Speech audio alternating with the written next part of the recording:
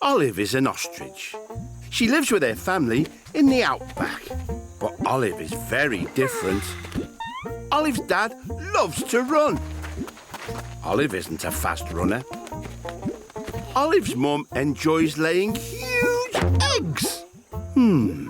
Olive doesn't like the look of that at all.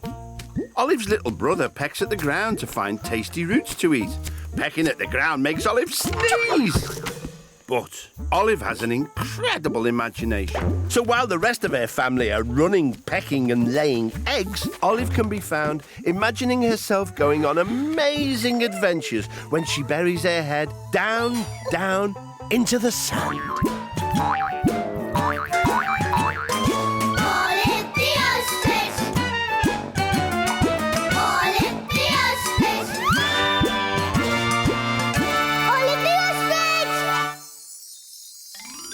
Until she popped up somewhere new.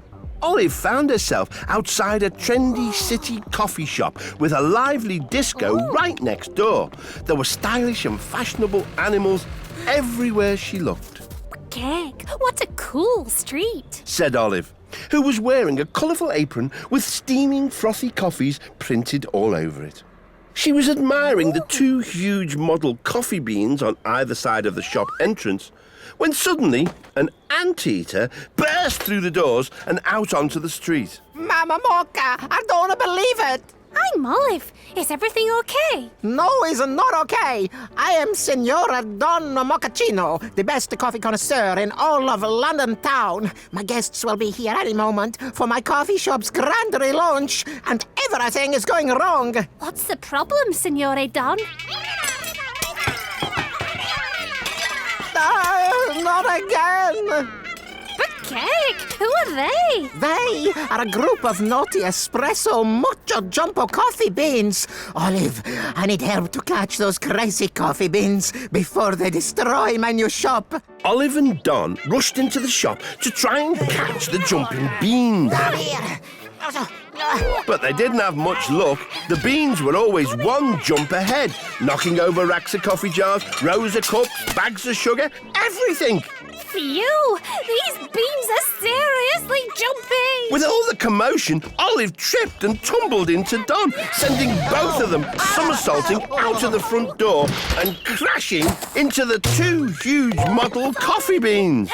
Get me out of here! Oh, how are we ever going to catch these coffee beans? Olive noticed that the beans were copying Don as he hopped around trying to free himself. Then she spotted the dancers leaping around to the music in the next door disco. Jumping coffee beans? A disco? I think I may have an idea. Olive popped the remaining big model coffee bean over her and started to jump around with Don. Keep jumping down and follow me into the disco! Okay, Olive. Don followed Olive, jumping along into the disco, and the coffee beans followed them too, in a coffee conga line. Soon all the coffee beans were jumping around happily and safely inside the disco. Finally, back in the coffee shop, the chaos was over.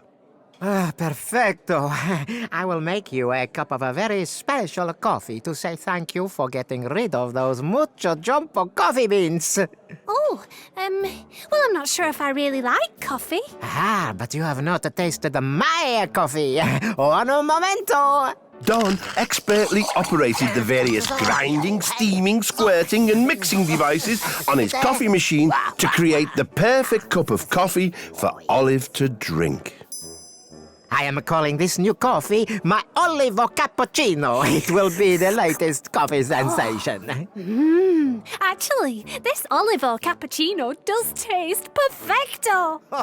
They both laughed, and as they did, Olive realised it was time to go.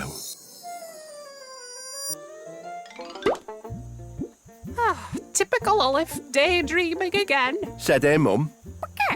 Actually, I helped inspire a perfecto cappuccino. Your head's been in the sun too long, dear, said Olive's dad. Her little brother laughed. But Olive wasn't listening. She was already dreaming of her next big adventure. Olive was wearing a knight's helmet and was sitting on a grey horse which was strolling along a winding path. Hello, I'm Olive. I'm Melvin. Said the horse in a mournful voice. Ahead, Olive could see a huge castle with battlements and a tall tower. Heck, that's an impressive castle. Is it? When you've seen one castle, you've seen them all. Suddenly, Olive heard a voice. Help! Help! It was coming from the top of the tower.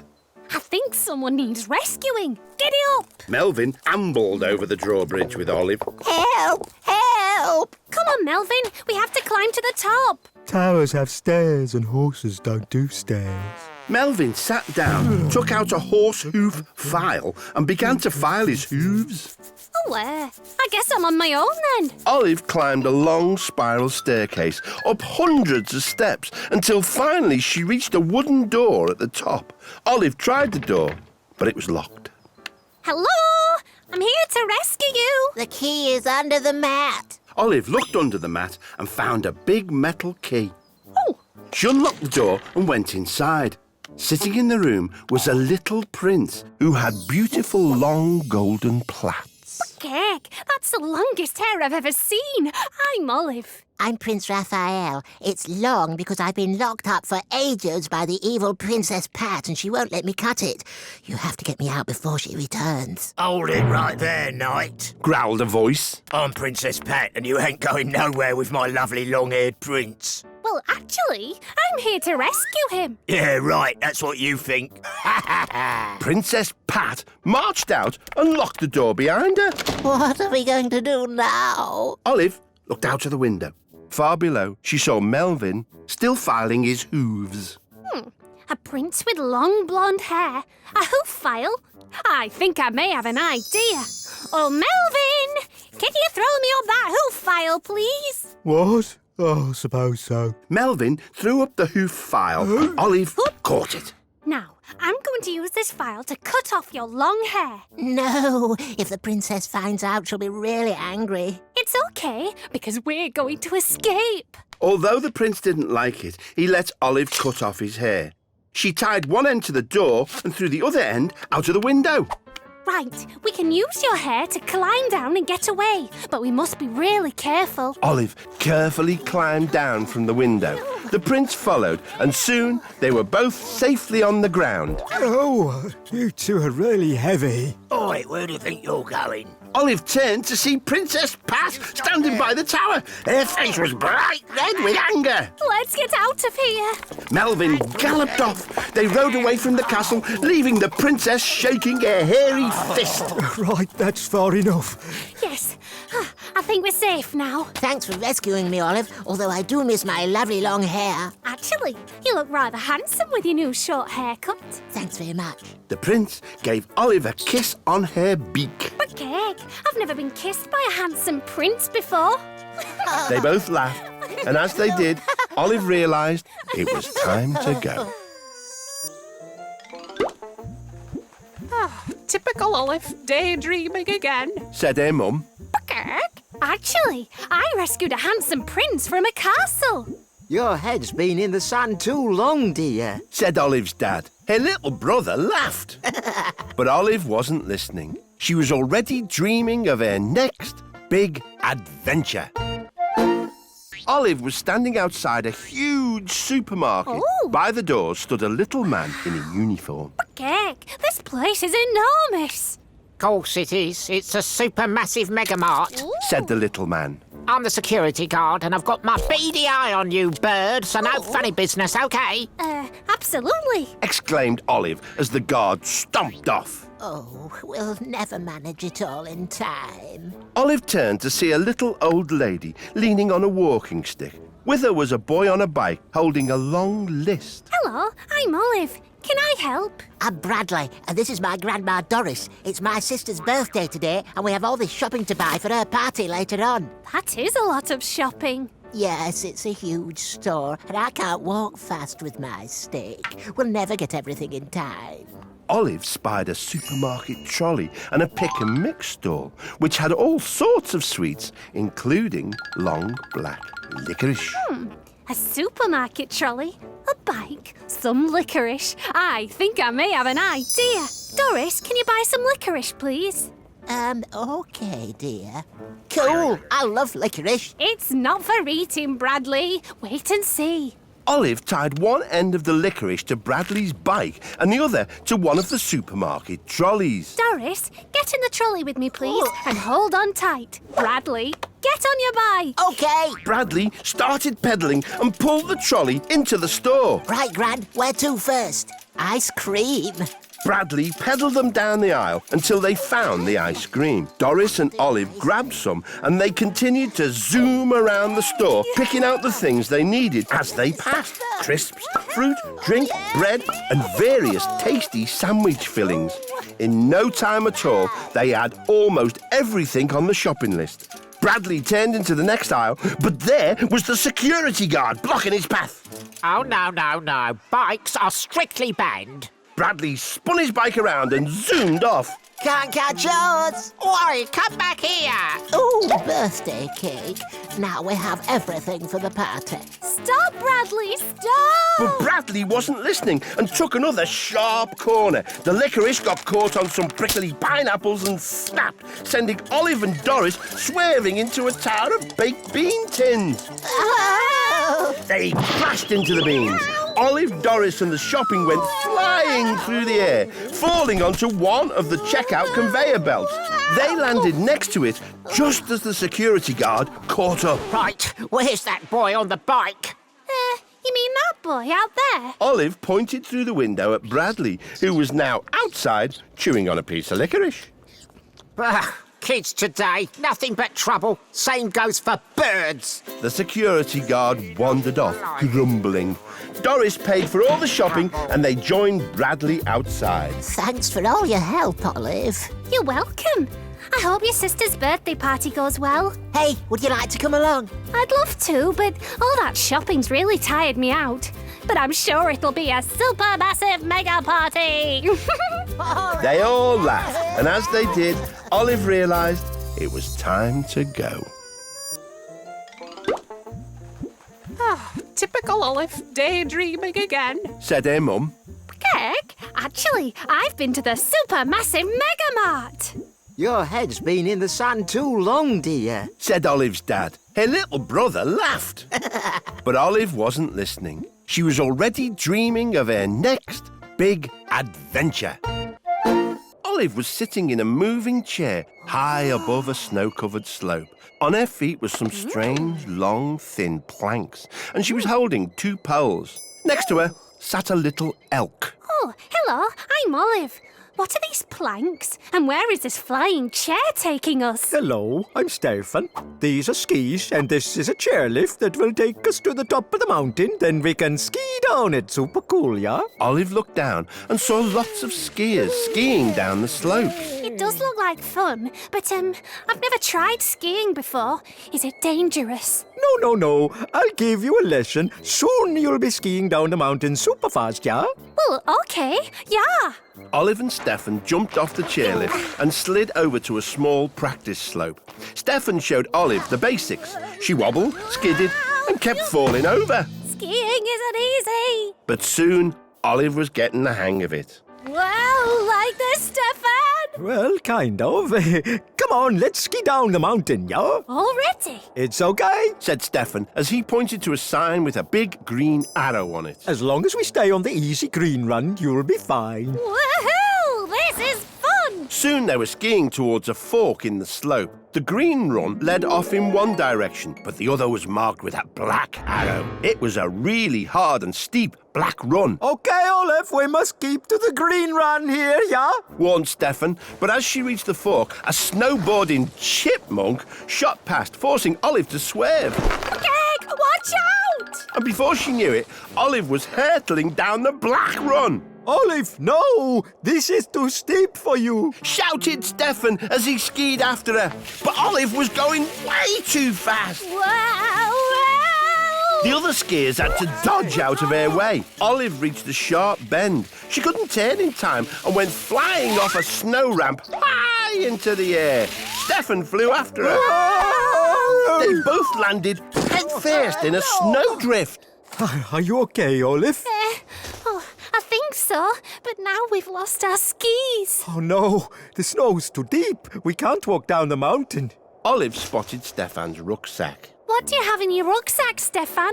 It's my emergency supplies, a first aid kit with some bandages and 5 big bars of chocolate.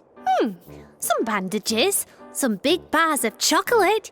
I think I may have an idea. Olive used the bandages to strap 2 bars of chocolate to her feet.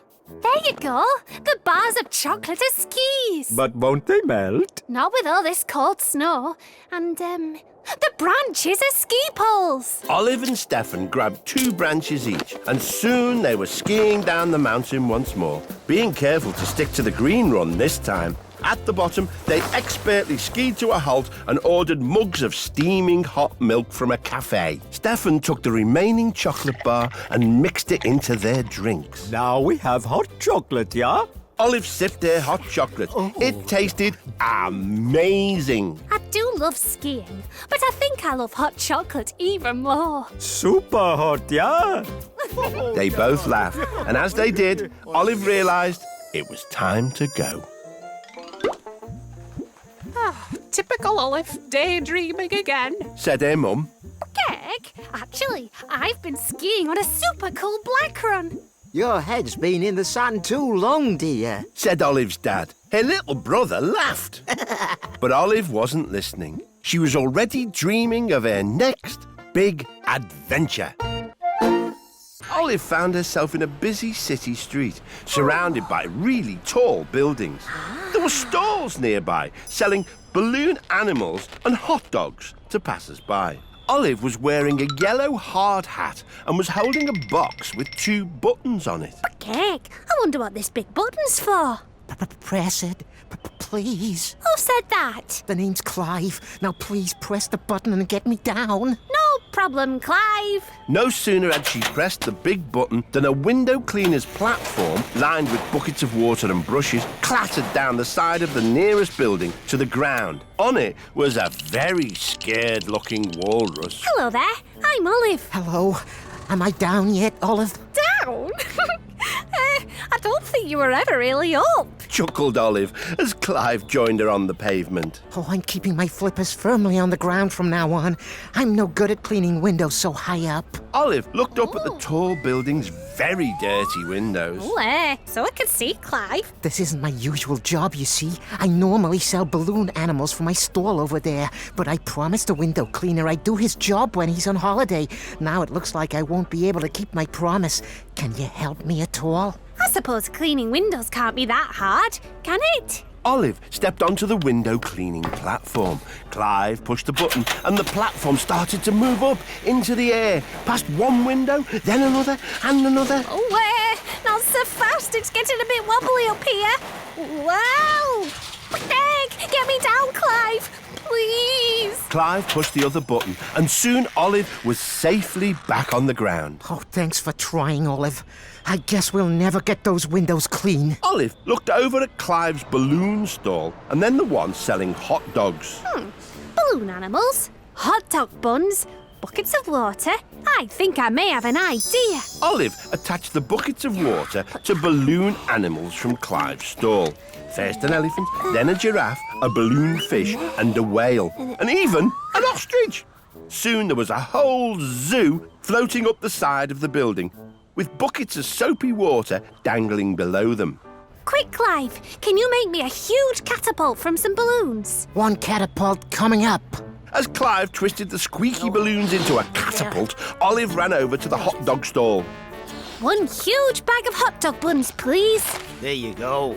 Olive placed a hot dog bun into the balloon catapult, took aim and... ping! The bun flew through the air, past the dirty windows, before popping the balloon elephant.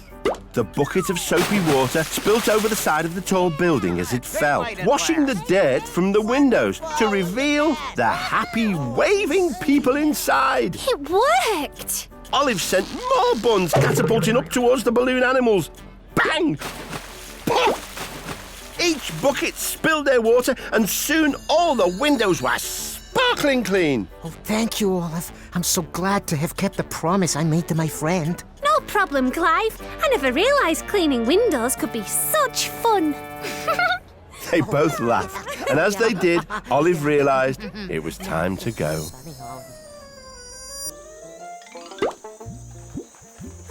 Typical Olive, daydreaming again. Said her mum. Heck, actually, I helped a walrus wash windows. Your head's been in the sun too long, dear. Said Olive's dad. Her little brother laughed. But Olive wasn't listening. She was already dreaming of her next big adventure. Olive was standing in a peaceful country wood. Ah, how lovely. Suddenly, a sucker dart came shooting out of the trees. Heck, where did that come from? Then another sucker dart hit Olive on her leg. Right, who's there? Then hundreds of darts flew through the air at Olive. Oh, stop it! Oh, ah! Out of nowhere, a rope dropped in front of Olive, and 3 badgers dressed in camouflage gear slid down. Put your wings up. Demanded one of the badgers. State your name and your reason for being in our wood. Said another. Well, my name's Olive, and I was only having a nice stroll. You don't fool us, Featherhead. You're a spy and you're planning to capture our treehouse. Treehouse? I don't know anything about a treehouse. Yeah. You're just like those silly squirrels. The moment our backs turned, you'll break in and make a nest. But ostriches don't make nests in trees. Silence. Let's take her in for questioning, boys. The badgers marched Olive towards a large oak tree. Unfortunately, they'd set up a hidden tripwire the day before and forgotten all about it. Wow! Olive and the badgers went shooting up into the air, trapped inside a giant net. This is all your fault, Boris. I told you to put down that red flag to mark the tripwire. No, I told Archie to do that. Now, hold on, everyone. That's rubbish. Oh, now listen. Yeah, you're the one who's rubbish. Okay, everyone needs to... No, you're rubbish. You're both rubbish and you smell. Quiet! Oh, there's no need to get upset. If we want to get out of this net, we'll just have to work together, okay? Okay. Look, badgers have strong teeth. Why don't we try nibbling through the net? The badgers tried, and Olive tried too, but the net was just too thick. It's not working. I know. Why don't we swing towards the treehouse window, grab that walkie-talkie, and contact base? That just might work. 1, 2, 3, swing! They swung towards the treehouse. The badgers stretched out their arms, but the walkie-talkie was just out of reach. It's no use. We'll be trapped up here forever. Olive noticed a long piece of thread hanging down from the net. Then she plucked a sucker dart from her wing. Some string? A dart? I think I may have an idea. If I tie this piece of string to the end of a dart, do you think you could fire it and hit the walkie-talkie? Definitely. Olive tied the piece of thread to the dart and handed it to one of the badgers. The dart stuck to the walkie-talkie, Bullseye! and they carefully pulled it back into the net. I'll call for help. Mum, you there? Over. Read you loud and clear, Boris. Over. We've got caught in our own net. What again? I'll be there in a minute, boys. Wait a minute. Your mum's nearby. Yes, of course. This is our back garden. The badger's mother arrived. Oh, dear. That's the 4th time this week. Well, if it wasn't for Olive, we'd still be trapped up there. Oh, thank you, Olive. I hope there weren't too much trouble. Sorry we thought you were a spy, Olive. Hope we didn't scare you. Not at all. It was actually quite nice hanging around with you boys. They all laughed, and as they did, Olive realised it was time to go. Typical Olive, daydreaming again. Said her mum. Heck, actually, I was captured by some badgers. Your head's been in the sun too long, dear. Said Olive's dad. Her little brother laughed. But Olive wasn't listening. She was already dreaming of her next big adventure. Olive was on board a spaceship. She was wearing a silver top and a sweatband around her head. Heck, that's an amazing view. Just then, the spaceship began to shake. Whoa, what's happening? A door slid open to reveal a man leaping up and down so much it was making the whole room shake. Hey, up, 2, 3, and down, 2, 3. Pump it up, 2, 3. Fitness fans, come on!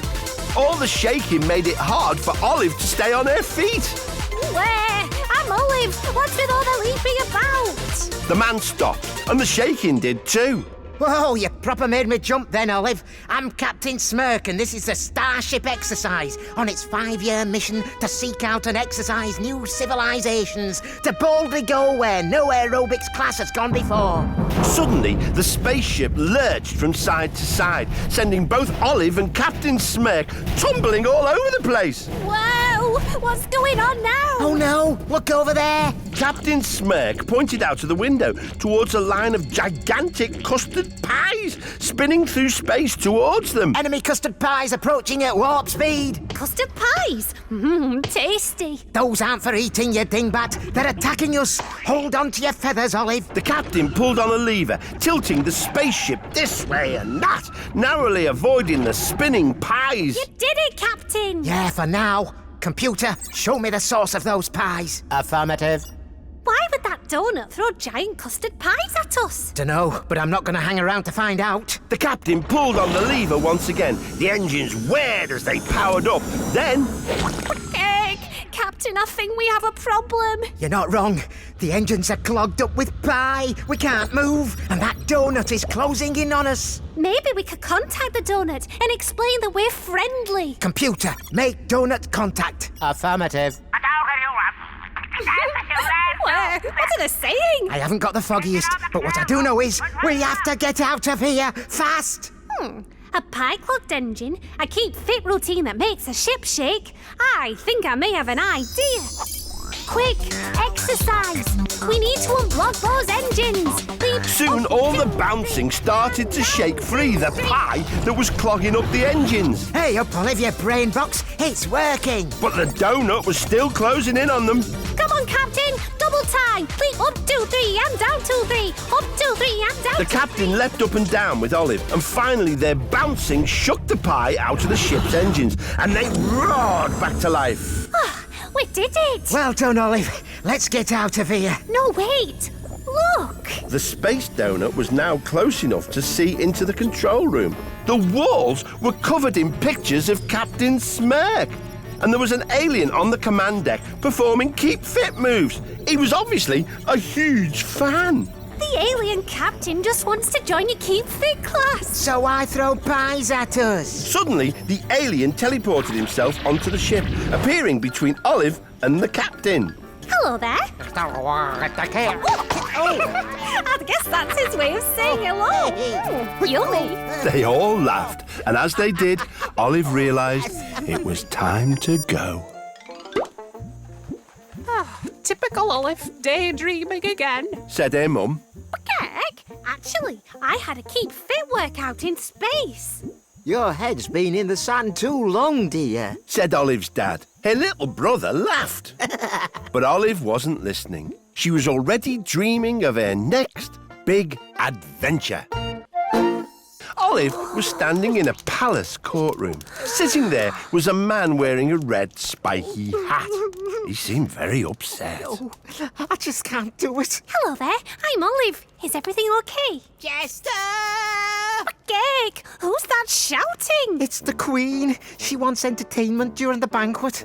I'm Jingles, the court jester. It's my job to make the Queen laugh, but nothing I do seems to work. Jester, get in here now. She said that if I can't make her laugh today, then I'll be punished. Oh, well, maybe I can help. Why don't we form a double act? Oh, thank you, Olive. I know. Let's try a funny dance. Olive and Jingles nervously walked up to the Queen. And who might you be, Missy? You look like you might make a nice feathery hat. I'm Olive, and I was hoping to help Jingles here make you laugh today. Oh, really? Well, you better both make me laugh. Otherwise, you'll both be getting locked up in the tower.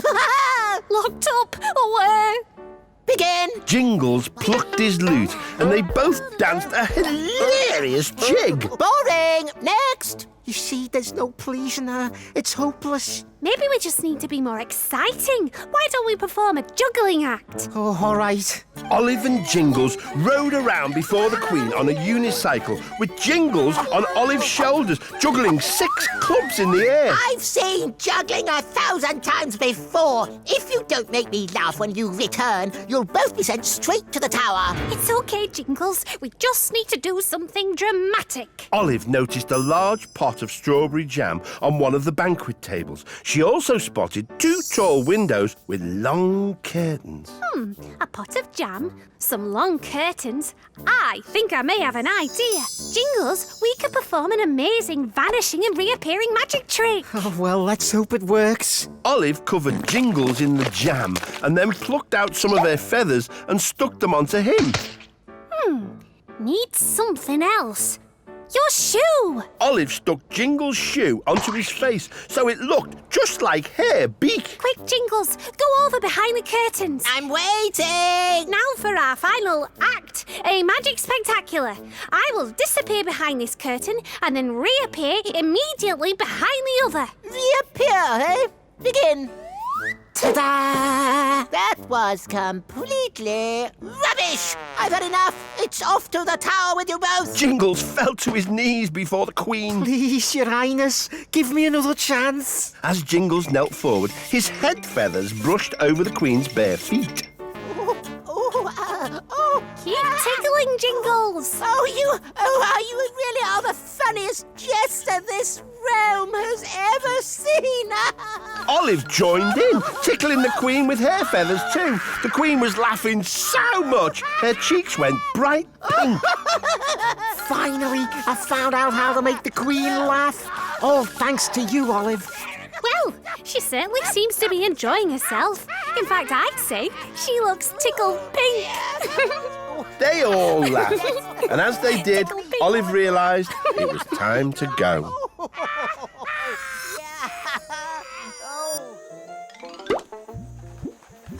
Typical Olive, daydreaming again. Said her mum.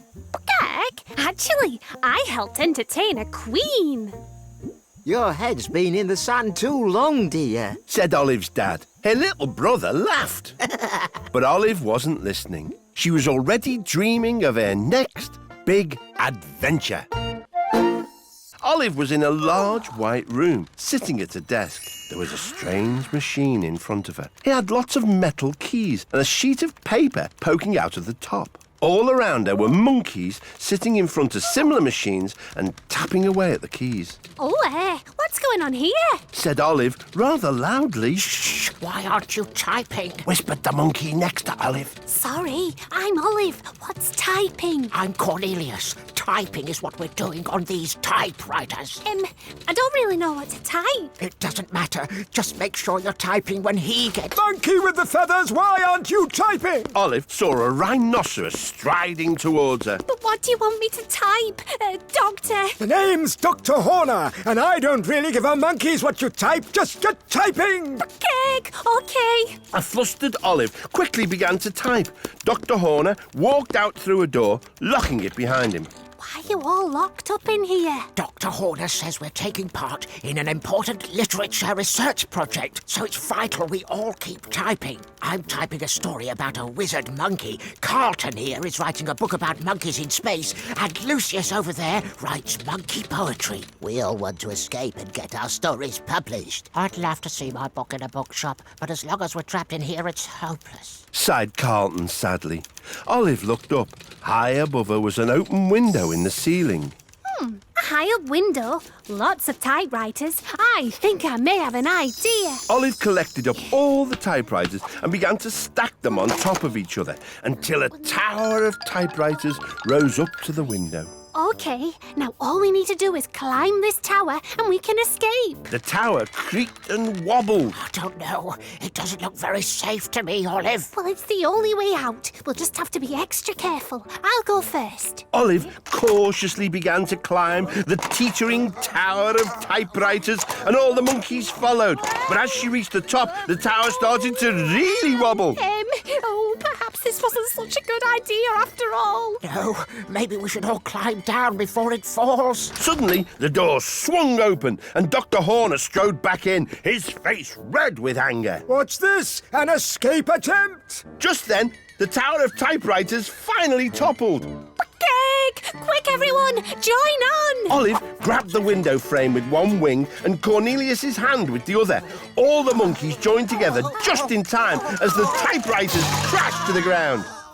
Olive jumped out of the window and started to pull up the monkeys, but Dr. Horner grabbed hold of Carlton's tail. Ha-ha! There's no escape! Tickle him, Carlton. Shouted Olive. Carlton gave Dr. Horner a good tickling. Oh, ha, oh! And he let go of Carlton's tail. Olive quickly pulled them up and they all escaped. The monkeys were so pleased to be free at last, they all leapt around and chattered with joy. Thanks so much for helping us escape, Olive. We're off to the big city to get our stories published. I plan to be the next J.K. Simeon. Good luck. And make sure you all keep writing. No time for monkeying around. They all laughed. And as they did, Olive realised it was time to go. Typical Olive, daydreaming again. Said her mum. Cake? Actually, I've been helping some typing monkeys escape. Your head's been in the sand too long, dear. Said Olive's dad. Her little brother laughed. But Olive wasn't listening. She was already dreaming of her next big adventure. Olive found herself in the middle of a huge, dusty arena.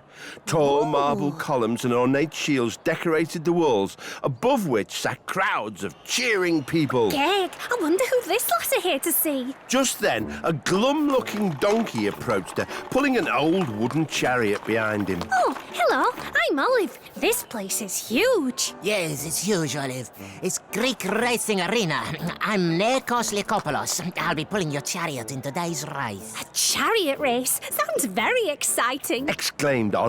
Don't get too excited. We won't win because those two always come up with some tricks to stop anybody else. Nikos pointed out a white stallion and a black stallion pulling golden chariots around the track. As Olive watched, they sneakily nudged another parading chariot racer into a huge muddy puddle, sending them skidding out of the race before it had even begun.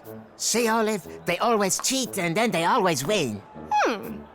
A gong sounded to call the chariot racers to the start line. Okay, Nikos, let's race. The two stallions lined up on either side of Nikos and Olive. Hello, losers. Sneered the stallions as a Greek herald blew into a huge conch shell to start the race. The stallions kicked up a huge cloud of dust as they thundered off. But as the dust cleared, Olive and Nikos were still on the starting line. What's happening, Olive? I'm running, but we're not moving. Olive looked around and saw that their chariot had been tied to one of the Greek columns with some rope. But Cake, those cheating stallions have done it again. She quickly pecked the rope in two, sending her and Nikos whizzing off after the other chariots. Hey, well done, Olive. Go get him, Nikos. Nikos galloped as fast as he could, and soon they were catching up with the two stallions. Olive twisted the rope into a lasso and threw it over the back of the white stallion's chariot. Bullseye. Then she threw the other end over a tall Greek statue. The rope snapped tight, and the white stallion was pulled out of the race. It worked. Now let's overtake that black stallion, Nikos. Here I go. We're in the lead. Oh, yes. Careful you don't slip up. Suddenly, the black stallion nudged Olive's chariot, sending it and Nikos sliding into a huge muddy puddle. Oh, I can't stop. Help. Olive had to think quickly. She spotted the Greek shields on the walls of the arena. A muddy puddle, a row of shields. I think I may have an idea. As they slid past, Olive plucked the shield from the wall and hurled it onto the ground ahead of the sliding Nikos. Quick, jump on the shield. Nikos used the shield to surf over and out of the muddy puddle, sending a massive wave of mud into the path of the black stallion. Hey, I can't see her. The black stallion skidded and slipped on the mud as Olive and Nikos crossed the finishing line as winners. Hey, we did it, Olive. We won. Well done, Nikos. Thanks, Olive, for helping me finally beat those naughty cheating stallions. That's okay. That'll teach them for horsing around. They both laughed, and as they did, Olive realised it was time to go. Typical Olive, daydreaming again. Said her mum. Cake, actually, I helped a donkey win a chariot race. Your head's been in the sand too long, dear. Said Olive's dad. Her little brother laughed. But Olive wasn't listening. She was already dreaming of her next big adventure. Olive found herself standing in front of a desk with a bell on it. Ooh. Next to her was a large suitcase. She rang the bell and a grumpy-looking llama jumped up from behind the desk. Oh, hello, I'm Olive. Basil Salty, welcome to the No Sea View Hotel. How many nights will you be staying? Oh, I'm not sure. Ugh, absolutely typical. Said Basil, rolling his eyes. Just then, a parrot appeared, carrying a suitcase. This is the worst hotel I've ever stayed in. The food is terrible, the service is useless, and the bedroom doesn't even have a sea view. Goodbye. But, madam, Cake! Oh, I hope your other guests are having a better holiday. You're the only one left. If I don't get some more guests soon, then I might have to close for good. Everyone wants a sea view, you see, but the only view from my hotel is that. Olive looked out and saw a scruffy garden and a big truck. Oh, why is that big truck parked outside? Aha! That'll be Mr. Budget, the builder. He's here to fix the hole in the roof. I'll make a start on your roof, Mr. Salty. We'll have that hole fixed in no time. Olive watched as the back of Mr. Budget's truck slowly opened and a huge pile of sand started pouring out onto the lawn. What's he doing? Basil and Olive rushed out into the garden, but they were too late. The sand had completely buried Basil's garden. Oh, I'm sorry I pressed the wrong switch. I'll clear that sand up right away. Later. You have to fix the roof first. Not a problem, Mr. Salty. If only I had someone to give me a hand, I'd get it fixed even quicker. Well, I'm much too busy for that. Tell you what, here, Olive can help. Okay. I suppose I could hold the ladder for you, Mr. Budget. Thanks, Olive. Mr. Budget began hammering the tiles onto the roof. We'll have this done in a jiffy.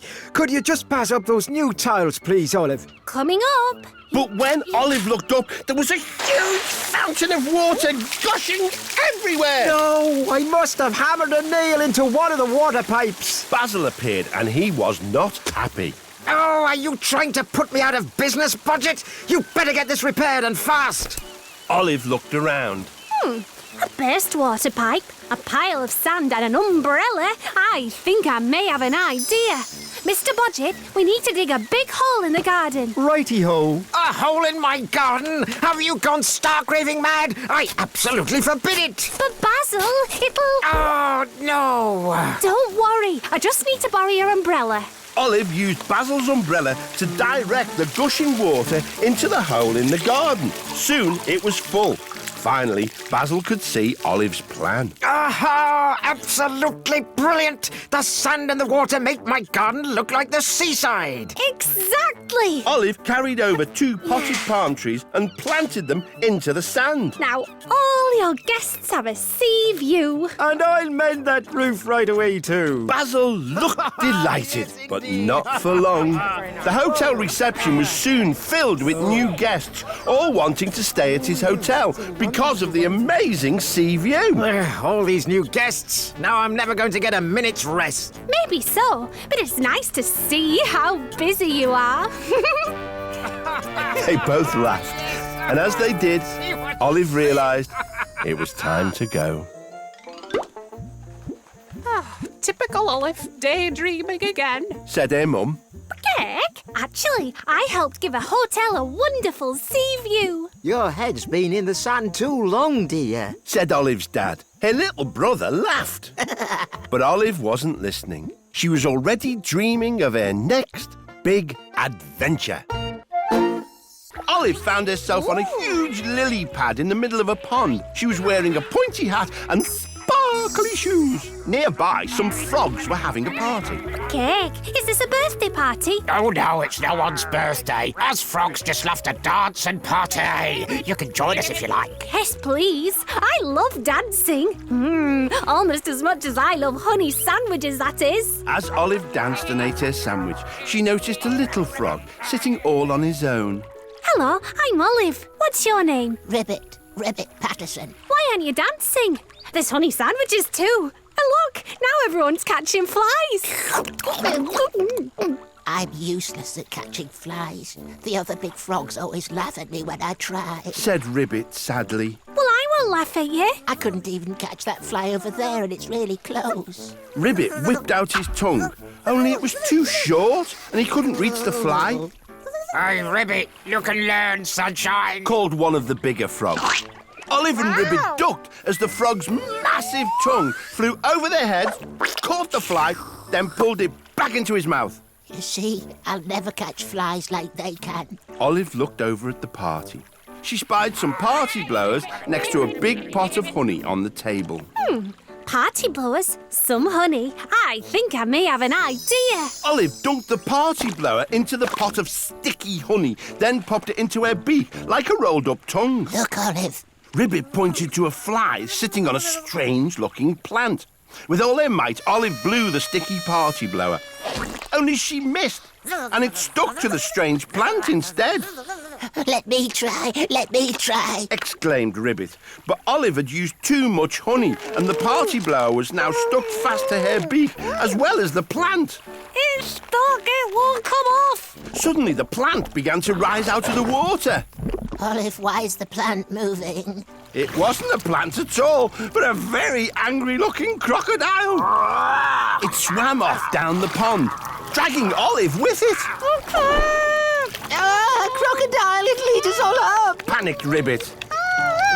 Ribbit knew he had to do something, so he grabbed a spatula from one of the cakes and a party blower that he dipped in honey and waited for the crocodile to swim past him. Just as the crocodile got close, Ribbit blew the party blower as hard as he could and hit the crocodile. Ribbit was yanked off the lily pad and landed right on the crocodile's back. Whoa, I've never surfed on a crocodile before. Ribbit used the spatula to unstick Olive's party blower.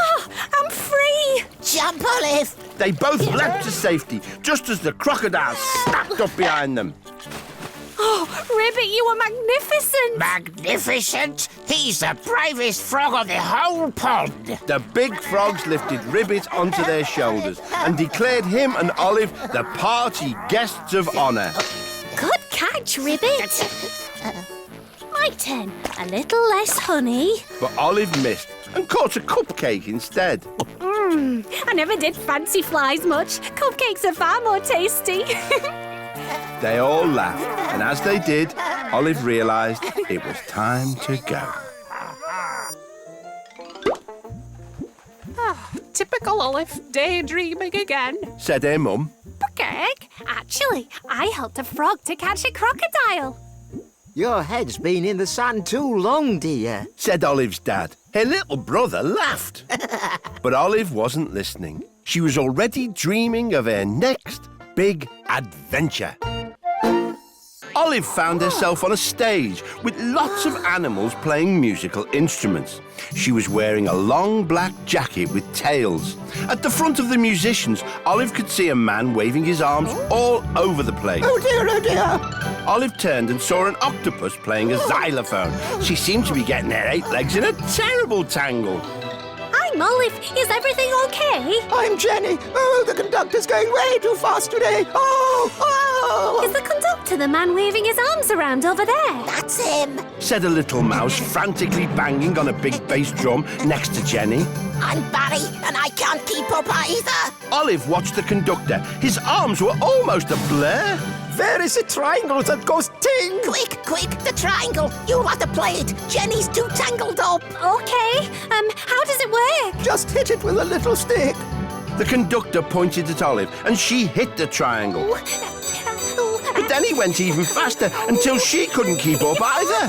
What happened to the big round thing that goes crash? He means those cymbals. Can you play them too? Just pick them up by the straps and crash them together. Like this? Not now, when I point at you. The orchestra kept playing, and the conductor kept conducting even faster. Triangle, cymbals, triangle, cymbals. Shouted the conductor at Olive. She had to run back and forth, switching between the two instruments as fast as she could. Ow! Finally, the piece was finished. The orchestra and Olive collapsed exhausted. But now the audience were coming in and finding their seats. That was only a rehearsal. They still had to play the piece all over again. This is a nightmare. My orchestra is exhausted. What are we going to do? But why is he still waving his arms? There was definitely something funny going on. So she decided to go and talk to the conductor. Excuse Excuse me, I'm Olive. Could you please slow down a bit? Slow down. Ha! No, I cannot do this because of the problem I am having with this pesky fly. The conductor swatted at a fly buzzing round his head, and Olive realised that was why he'd been waving his arms so fast. I can't get rid of it. A pesky fly, some symbols. I think I may have an idea. Olive grabbed the cymbals and set off, chasing the fly through the orchestra, over the cellos, round the tubas, in between the violins and under the piano.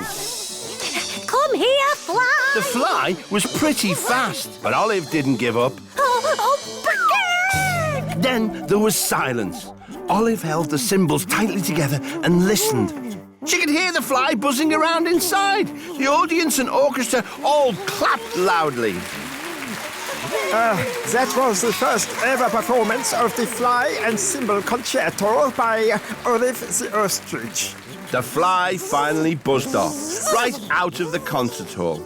Barry and Jenny ran over to Olive. Well done, Olive. You've got a real knack with those symbols. Yes, that was amazing. It would be great if you could join our orchestra. Thanks for the offer, but I really must fly. They all laughed, and as they did, Olive realised it was time to go. Typical Olive, daydreaming again. Said her mum. Greg, actually, I caught a fly and played in an orchestra. Your head's been in the sand too long, dear. Said Olive's dad. Her little brother laughed. But Olive wasn't listening. She was already dreaming of her next big adventure. Olive had a scarf tied around her head, and there were huge sand dunes everywhere. The sun beat down, and it was very hot. Phew, I'm glad I have this headscarf to protect me from the sun. Exclaimed Olive. Suddenly, a man wearing long robes popped up from behind a sand dune. Finally, I meet someone in this never-ending desert. He seemed very pleased to see Olive. Hello, my name's Olive. Greetings, Olive. I am Ahmed, and you are very beautiful. I am certain you are worthy of many, many camels. Well, thank you, I think. Do you have lots of camels, Ahmed? I do, yes. But a few days ago, there was a huge sandstorm. It was impossible to see, and when the storm cleared, my camels were lost. Oh, maybe I can help you find them. Oh, thank you, Olive. I've been looking for them for many days. You don't have any water, do you? I'm so thirsty. Sorry, I don't. And I'm starting to feel thirsty too. Olive spotted something on the horizon. It looked like a couple of palm trees next to a pool of shimmering water. Ahmed, I see water. Maybe the camels are over there. Olive rushed off towards the palm trees. Wait, Olive, come back. Called Ahmed, but Olive kept running. She really needed a drink. But Cake, where did they go? She cried as Ahmed caught up. Olive, that was a mirage. What, Ash? Sometimes in the desert, the heat and thirst make you think there is something in the distance that isn't really there. That is a mirage. What are we going to do, Ahmed? I'm really thirsty now. All we can do is keep walking. So Olive and Ahmed set off. Soon the sun set and it was night. Olive gazed up at the twinkling stars. Those stars look so beautiful. Yes, they twinkle like your beautiful eyes. Thanks, but let's concentrate on finding your camels. Olive spotted a group of stars that made the shape of a camel. Look, Ahmed. Yes, that group of stars is called the Humpy Camel. Camels lost in the desert. Some stars called the Humpy Camel. I think I may have an idea. Maybe the camels would find their way by following the stars. So we should follow them too. Excellent. So Olive and Ahmed set off, walking towards the Humpy Camel. Soon, Olive heard something carried on the wind. It sounded like disco music. Egg! It's coming from behind those sand dunes. Olive and Ahmed climbed over the top of the dunes, and on the other side they saw a huge lake surrounded by palm trees. Next to it was a disco, and dancing to the music were Ahmed's camels. My camels, hello. The camels were all sipping tall glasses of orange juice. A waiter came up to Ahmed and Olive with some drinks. Thank you. You, a drink at last. Olive, I would be honored if you would dance with me. I don't see why not. So Ahmed and Olive joined the camels for a good old disco boogie. Ahmed was an excellent dancer, and Olive was having an amazing time. Oh, I could dance with you all night, Ahmed, but I think it's time I desert this place. They all laughed, and as they did, Olive realised it was time to go. Typical Olive, daydreaming again. Said her mum. But Kek, actually, I've been partying in the desert.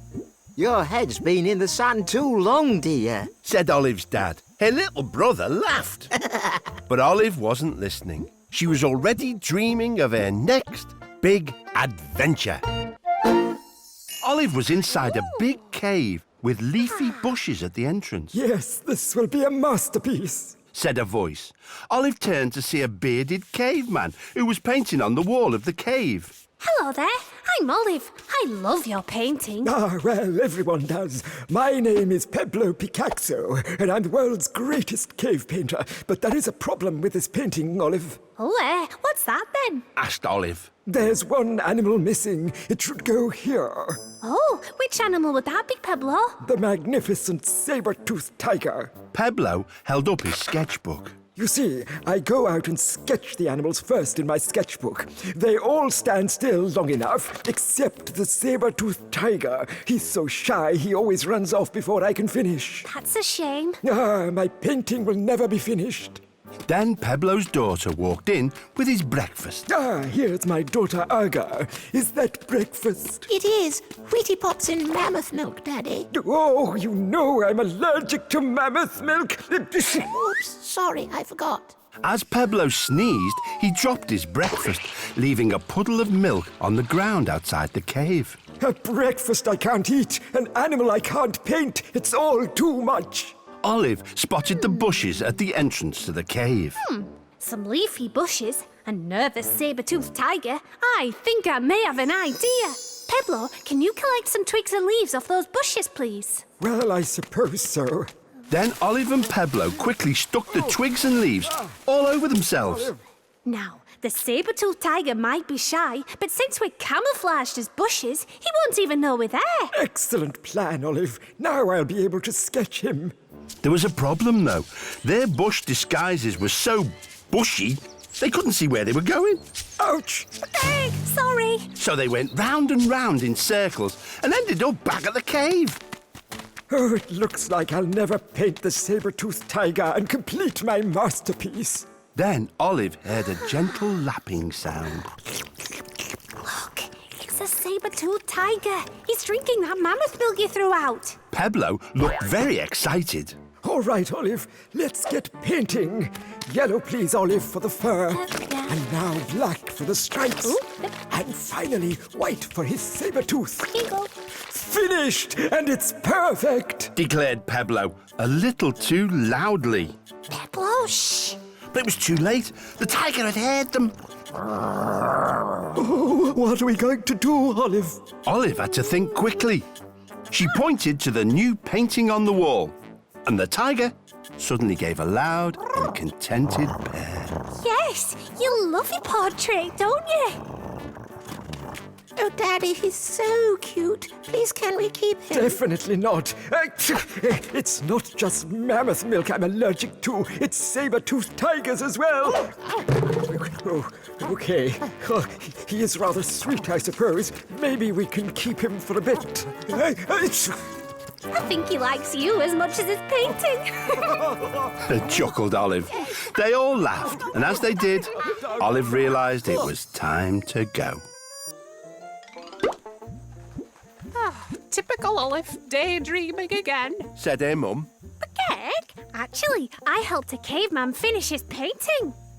Your head's been in the sun too long, dear. Said Olive's dad. Her little brother laughed. But Olive wasn't listening. She was already dreaming of her next big adventure. Olive was in a dark cave and could hear dripping water. Hello? Called Olive, and her voice echoed into the darkness. Hello? Hello? Hello? What a funny echo. I'm not an echo, I'm a bat. And I'm a bat too. Olive looked to either side and could make out two little bats next to her. We are the bats in hats. Oh, do you mind me asking why you're called bats in hats when you're not wearing any hats? Well, it's because we hang upside down and our hats keep falling off. Upside down? Olive suddenly realised that up was down and down was up. And she was in fact hanging from the top of a cave. Oh dear, ostriches can't hang upside down. Olive fell and landed with a plop in a big pile of hats. She stood up and straightened her feathers. Oh, look at all these hats. One of them must be able to stay on. No, they just keep falling off, Olive. Well, let's give it a try, shall we? Olive started picking up hats and popping them on the bats' heads, one after another. But they just kept falling off. She tried on woolly hats, top hats, cowboy hats, all types of hats. But they all fell off. We told you, Olive. These hats just won't stay on. Olive looked at the big pile of hats that they had just tried on and noticed that a thread of wool on one of the bobble hats was loose. Bats that need hats, a loose thread. I think I may have an idea. Olive pulled on the thread and got herself two nice long pieces. Then she took two of her favourite hats, held them on the bats' heads and used the thread to make little chin straps to hold them in place. Perfect. Now you bats are in hats. What? Oh dear. Now we're wearing hats. They're too heavy, Olive. We can't hold on with our feet. The bats tried and tried to cling onto the ceiling, but the hats were indeed just too heavy, and they fell down into the pile of hats. Are you both okay? Asked Olive. Yes, we're fine. But we will never be proper bats in hats. Olive looked around the cave again and noticed some spiky rocks poking up from the ground and the hats with threads hanging from them. Don't panic. I'm having another idea. Olive picked up the two hats and tied either end to a tall, pointy rock, so the hats were hanging in the middle. Now, if you fly up and cling to the ceiling, the hat should sit on your heads. We'll give it a go. So the bats flew up, clung to the ceiling, and kept trying to stretch down to put their heads into the hats. But they were just too far away. Eventually, they gave up, flopping down, exhausted, into the hats. Oh dear, nothing I've tried seems to have worked. Actually, Olive, these hats are really comfy. Yes, so warm. The hat strung between the rocks was so comfortable, and the little bats were so worn out from all the excitement, they started drifting off to sleep. Looks like you bats are finally in hats. Thanks, Olive. We're going to have a nice long nap now. Sweet dreams. Maybe from now on you should be called the bats in hats that take naps. They all laughed, and as they did, Olive realised it was time to go. Typical Olive, daydreaming again. Said her mum. Gek, actually, I helped some bats with their hats. Your head's been in the sun too long, dear. Said Olive's dad. Her little brother laughed. But Olive wasn't listening. She was already dreaming of her next big adventure. Olive was inside a huge building. In the middle was a large machine with conveyor belts leading in all directions. Olive was wearing some green overalls and a yellow hard hat. Two men were working on the machine with spanners and screwdrivers. Oh, what is wrong with this silly machine? Complained one of the men. Hello, I'm Olive. What's going on? What ho, Olive? I'm Charles, foreman of this recycling plant. This is a recycling machine. Usually runs frightfully well, except at the moment it's not working at all. What does a recycling machine do? It sorts all the recyclable rubbish from the local area into paper, plastic, metal and glass. But it's broken down, and we still have that huge pile of recycling to sort. Problem is, we just can't work out what's wrong. Well, maybe I could take a look. Be my guest, old bean, said Charles, handing Olive a big spanner. She looked up at the machine's huge control panel, which had lots of dials, switches and buttons. So, what could be the problem? Olive wasn't sure where to start, so she took the spanner and twisted one of the bolts. Suddenly, lots of lights switched on and the machine made an odd noise. What? Who's there? Asked Olive. That really hurt. Complained a voice. Now all the lights were on, Olive could see that the control panel was actually a huge face. Oh, hello there. I'm Olive. I'm Recycle, the recycling machine. It said.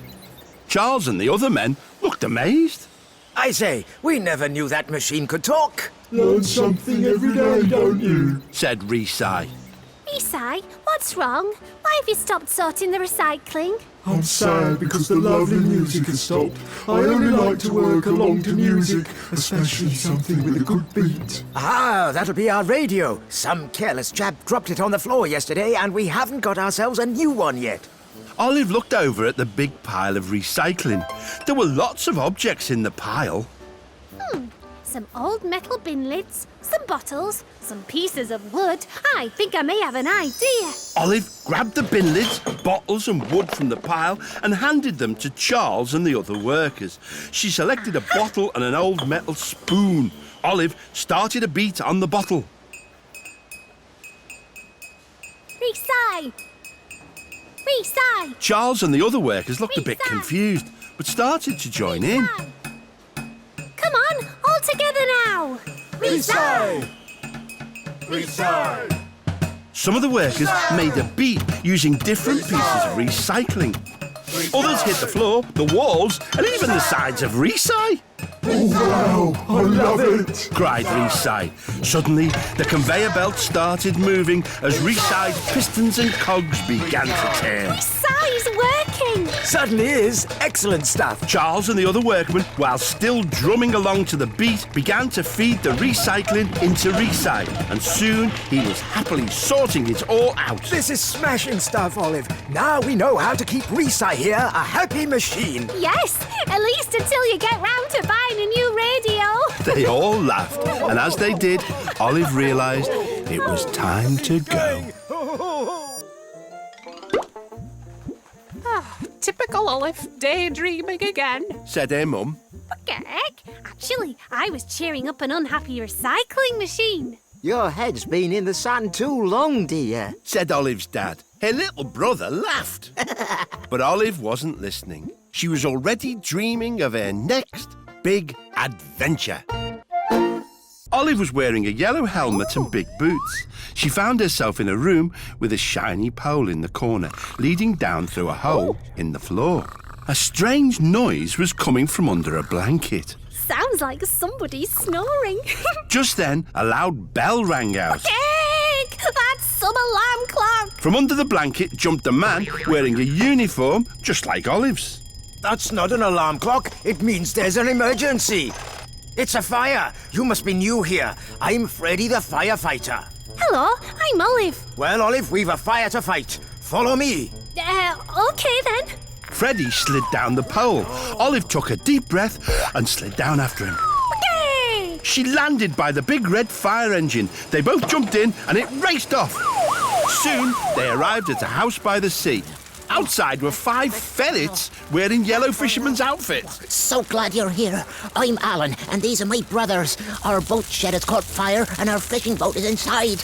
Is everyone safely out, Alan? Yeah, I'm here. Yes, we're all here. Then stand back and we'll have this fire out in no time. Olive, let's get the hose. They uncoiled the hose from the truck. Here we go. And Freddy All right. pointed it at the fire. Good. Right, turn on the water, please. Okay. Olive turned on the tap. Oh dear, that's not enough water to put out the fire. There must be something wrong. Just then, Olive and Freddy noticed some seagulls pecking at the hose. Oh no! Those seagulls have pecked our hose full of holes. All the water is leaking out. They must think your hose is a big worm. Now, the flames were spreading to the shed roof. We can't get the water to the fire without our hose. What about our boat shed? Olive noticed the ferret's clothes hanging on a washing line. Some socks, some shirts. I think I may have an idea. Quick, Alan, pass me those socks and shirts.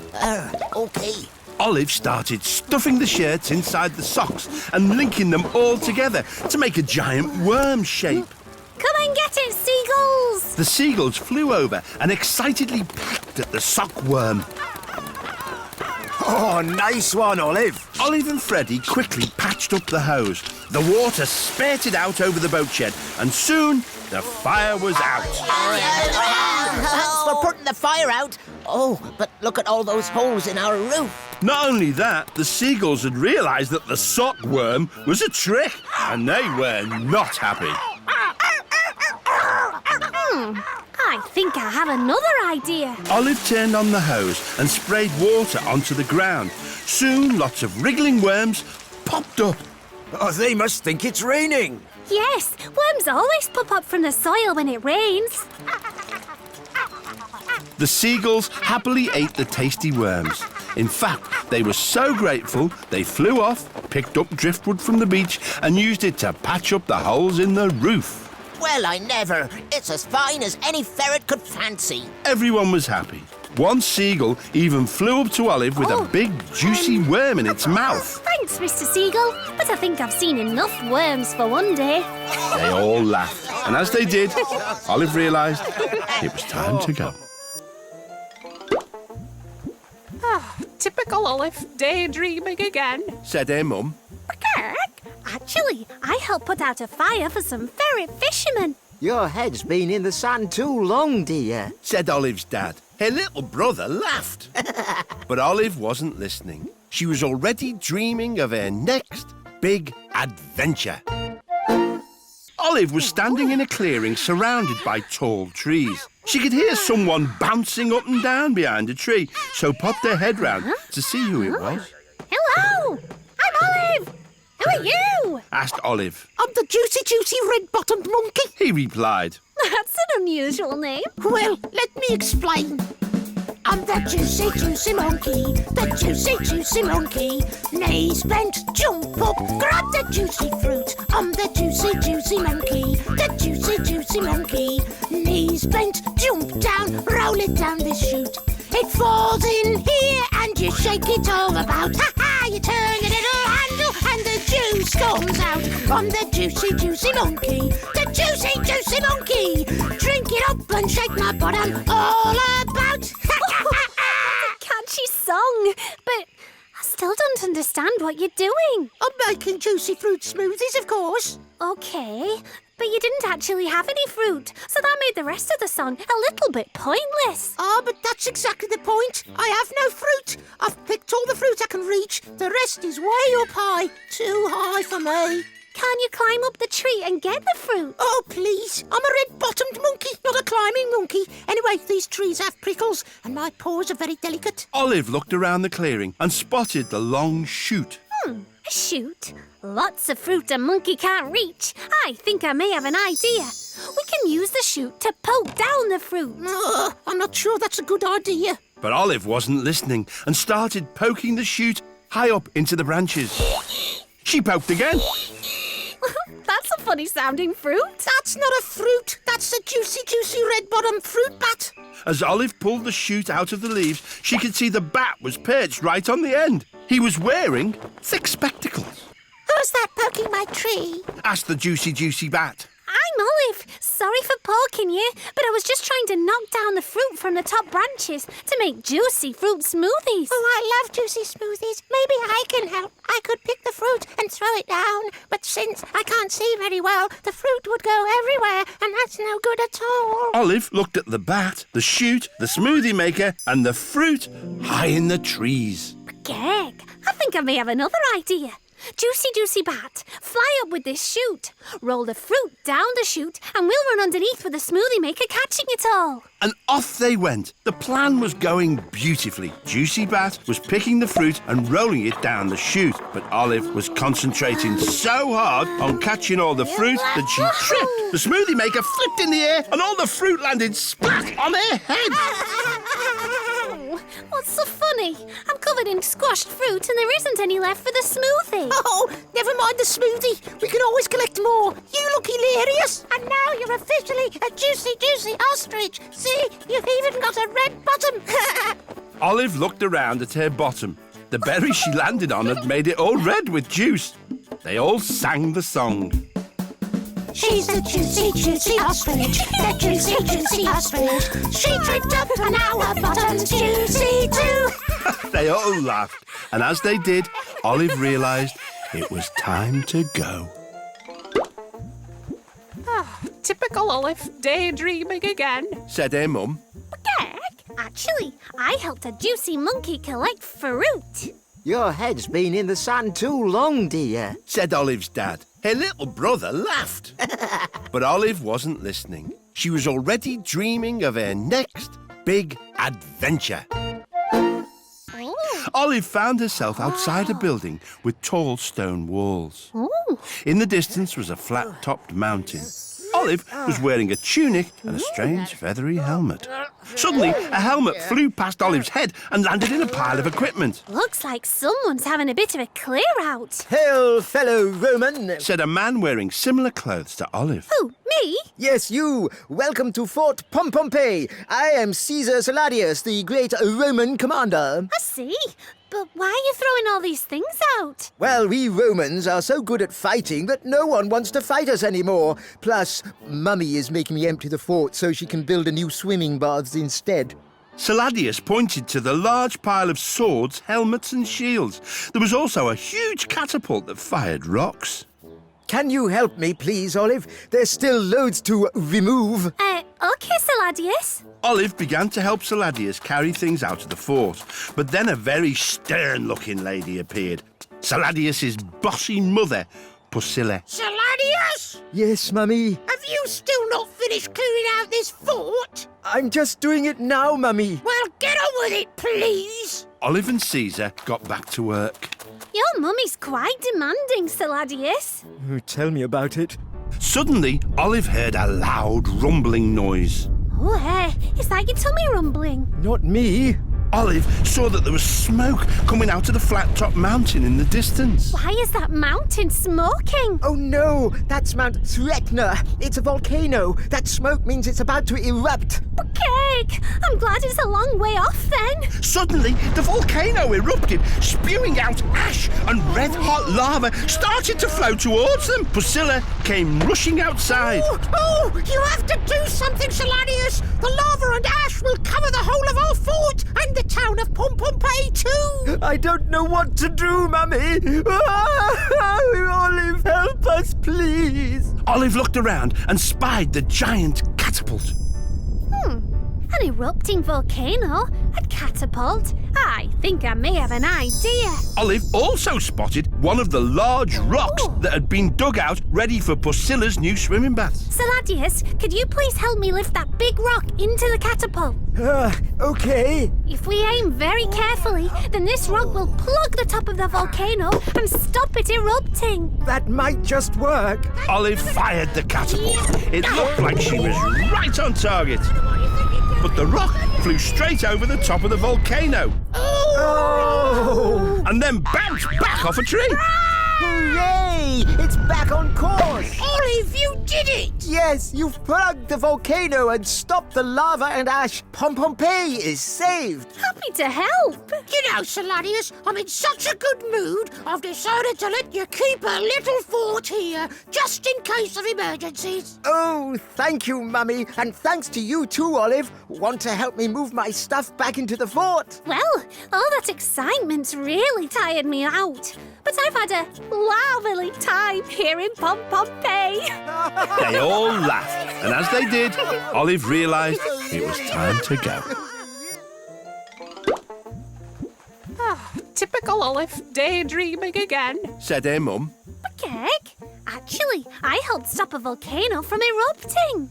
Your head's been in the sun too long, dear. Said Olive's dad. Her little brother laughed. But Olive wasn't listening. She was already dreaming of her next big adventure. Olive found herself in a room surrounded by old-fashioned furniture. She was holding a feather duster. Oh, you must be the maid. I'm a Cyril Bluth, inventor. Hello, my name's Olive. This is a spectacular house. Yes, it's owned by Lord and Lady Muckbrass. It's a wonderful place to work undisturbed.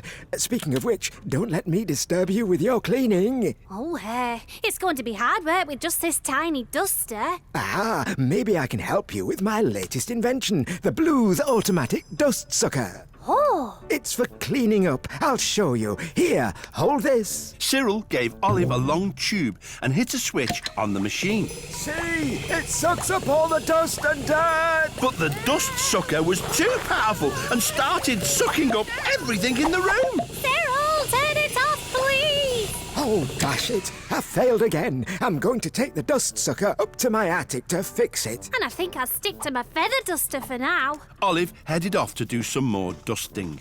In the library, she was surprised to find Lady Muckbrass sobbing. Hello there, I'm Olive. What's wrong? My necklace has been stolen, Olive.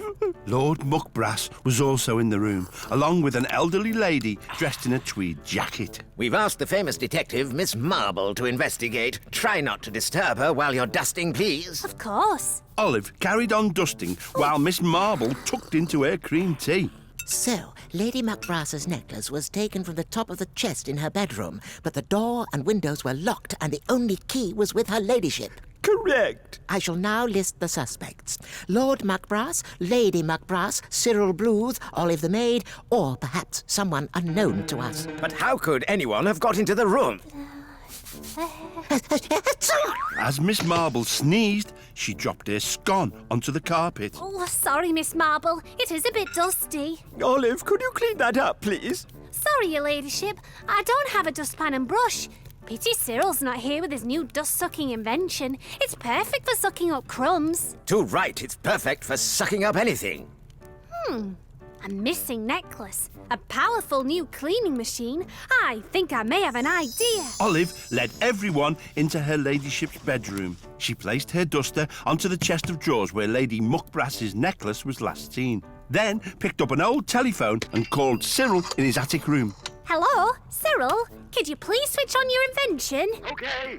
The feather duster flew across the room, then up the chimney, followed by a cushion, a vase of flowers, and a painting off the wall.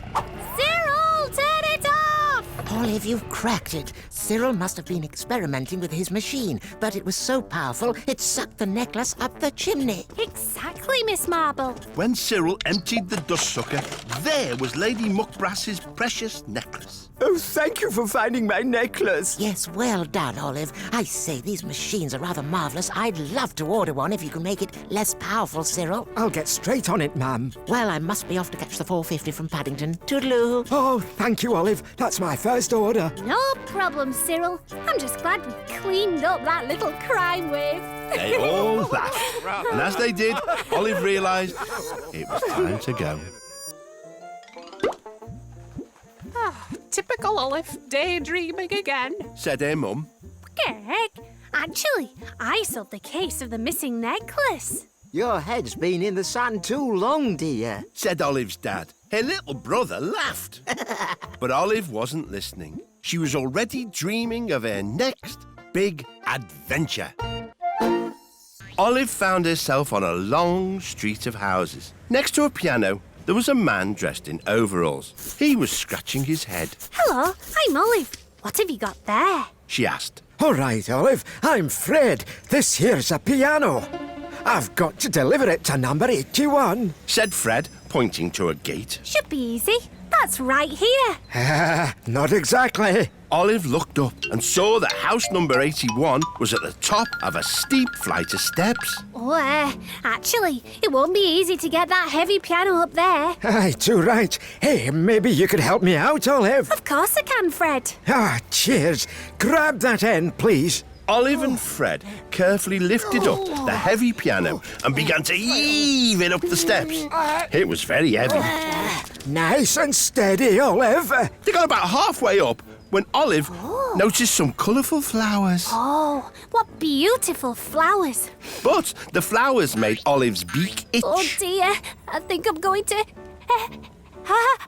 Achoo! Olive sneezed and dropped the piano. It went bouncing back down the steps. Oops. Sorry, Fred. Oh, what are we going to do now? I just haven't the energy to carry it all the way up again. Olive looked around and spied some rope in the back of Fred's van. She also noticed the big statue outside number 81. A van, a long piece of rope, a statue. I think I may have an idea. Olive tied one end of the rope to the piano, then ran up the steps, wrapped the rope around the statue and brought it down again. Then she tied the other end to the van. OK, Fred, start driving. Nice and slow. Fred got into his van and drove away very slowly. The rope tightened and began to pull the piano up the steps. It's working. Olive followed behind the piano, giving it a little push to help it on its way. But she couldn't see when it had reached the top of the steps. That's it. Nearly there now. And the piano was pulled all the way around the statue and started to bounce back down the steps. Oh, no, stop. Olive tried to grab hold of the piano, but she couldn't stop it and had to cling on as it bounced down the steps. My keg, where are the brakes? It's all right, Olive. I'll save you. Fred tried to stop the piano, but was dragged along too. The piano rolled all the way down the street, crashing through dustbins, bouncing over roadworks and swerving around a dog. Look out! Piano coming through! Eventually, they came to a stop outside a house right at the other end of the street. Oh, this is terrible. Now we've got to push it all the way back up to number 81. Just then, a door opened and an excited little man stepped out. Wonderful, wonderful. You've delivered my piano right on time. Your piano? But it's for number 81. The man smiled, took the number 81 off the piano and turned it upside down. No, not 81, number 18, which is my house. Phew, that's a relief, eh? Well, it's certainly music to my ears. They all laughed, and as they did, Olive realised it was time to go. Typical Olive, daydreaming again. Said her mum. But Gek, actually, I helped deliver a rather heavy piano. Your head's been in the sand too long, dear. Said Olive's dad. Her little brother laughed.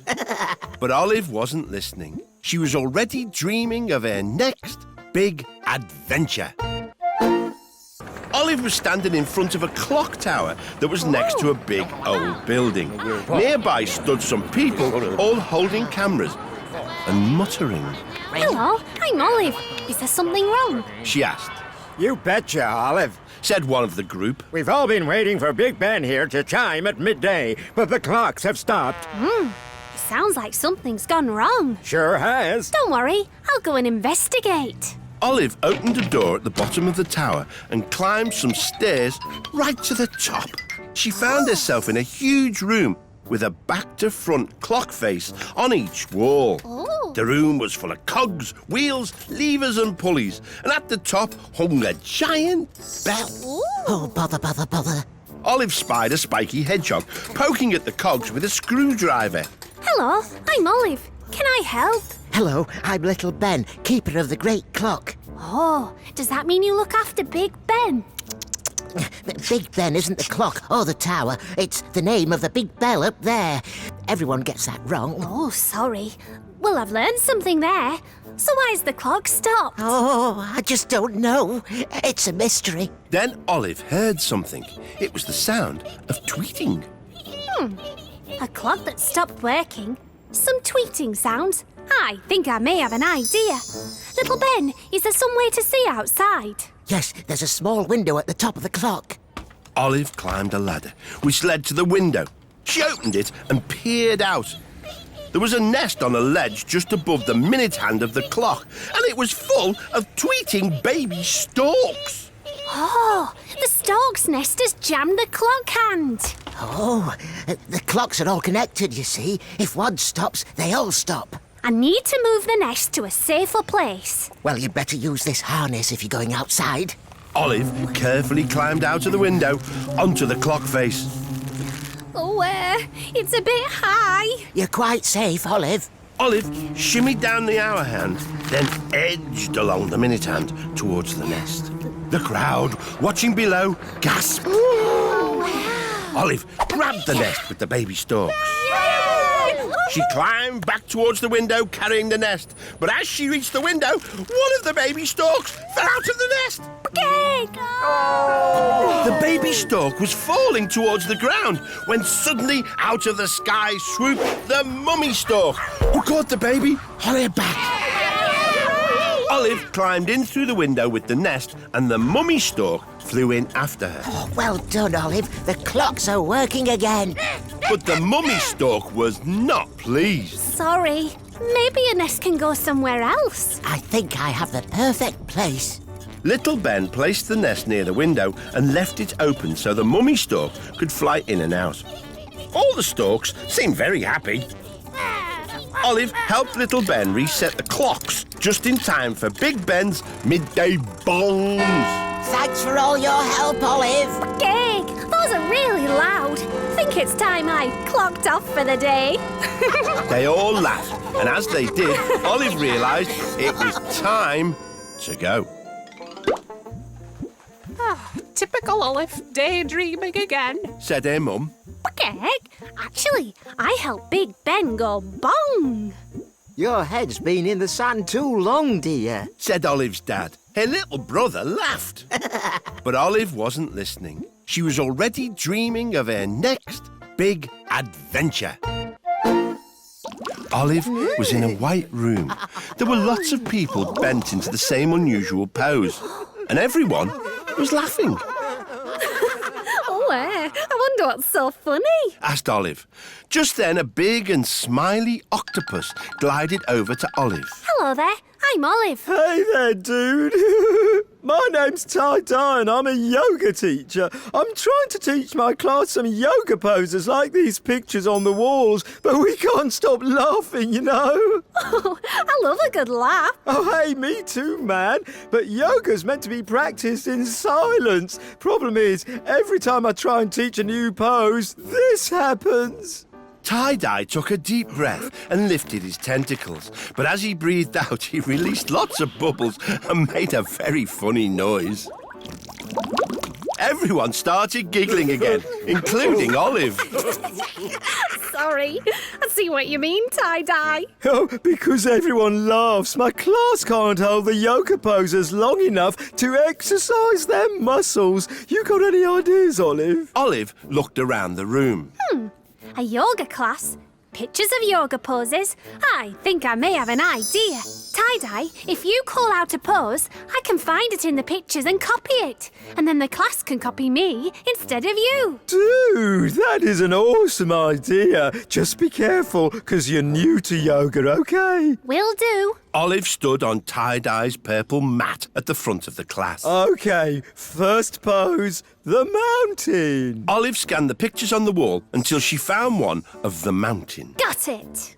Olive copied the pose as Tie-Dye described it. Stand tall, feet together, arms by your side. Take a deep breath and reach up, high as you can go, dudes. Olive did the pose and everyone copied. It was going very well. And most importantly, everyone was quiet. Good, and relax. Next, the rock and roll pose. Olive found the right picture and copied the pose. Lie on your back, bend your knees and bring them into you and rock forwards, then backwards. Olive rocked forwards and backwards and the class followed. Dudes, you're all doing great. But then Olive rocked a little too much and she couldn't stop rolling. Gig, watch out! Olive rolled straight into one of the other pupils and they started rolling too, bumping into someone else. And soon everyone was rolling all over the place. Finally they stopped, but they were now all in very odd positions and laughing even more than before. Wow, nice work, dudes. Oliver's put you in the trickiest position yet, the tree pose. Their tummy muscles hurt because of all the laughing. Okay, everyone, relax. Tie-Dye and the class were extremely happy, and they all felt they'd had a really good workout. Brilliant class. Yeah, best ever. Thanks for all your help, Olive. Turns out laughing yoga is the best kind after all. Maybe my bubbles aren't such a bad thing. That was certainly the funniest workout I've ever had, dude. They all laughed, and as they did, Olive realised it was time to go. Typical Olive, daydreaming again. said her mum.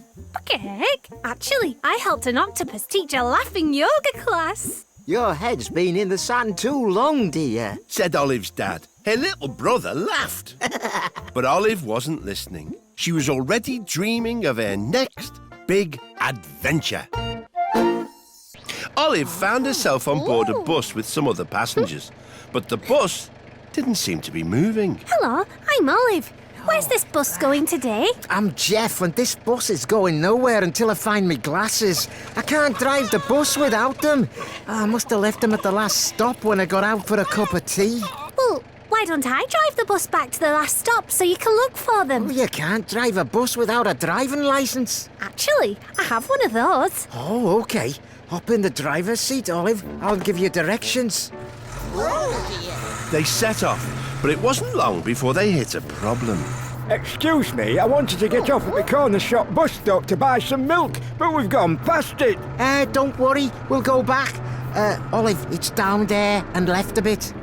Unfortunately, without his glasses, Jeff couldn't see properly, and so his directions took the bus into the middle of a field, not the corner shop. Oh, dear. I see now. This way, please, Olive. Excuse me, I wanted to get off at the Arts Gallery stop to go and buy a painting of a beautiful landscape, but we seem to have missed it. Sorry. We can go back, can't we, Jeff? Of course we can. So Jeff gave Olive directions to the gallery, although he didn't seem to notice that he was talking to a sheep and not to Olive. So instead of stopping at the gallery, they ended up at the beach. The passengers had a lovely paddle whilst Olive consulted a big map. Hey, Ostrich, go! What's the deal with the bus stops? When are we going to get to the skate park?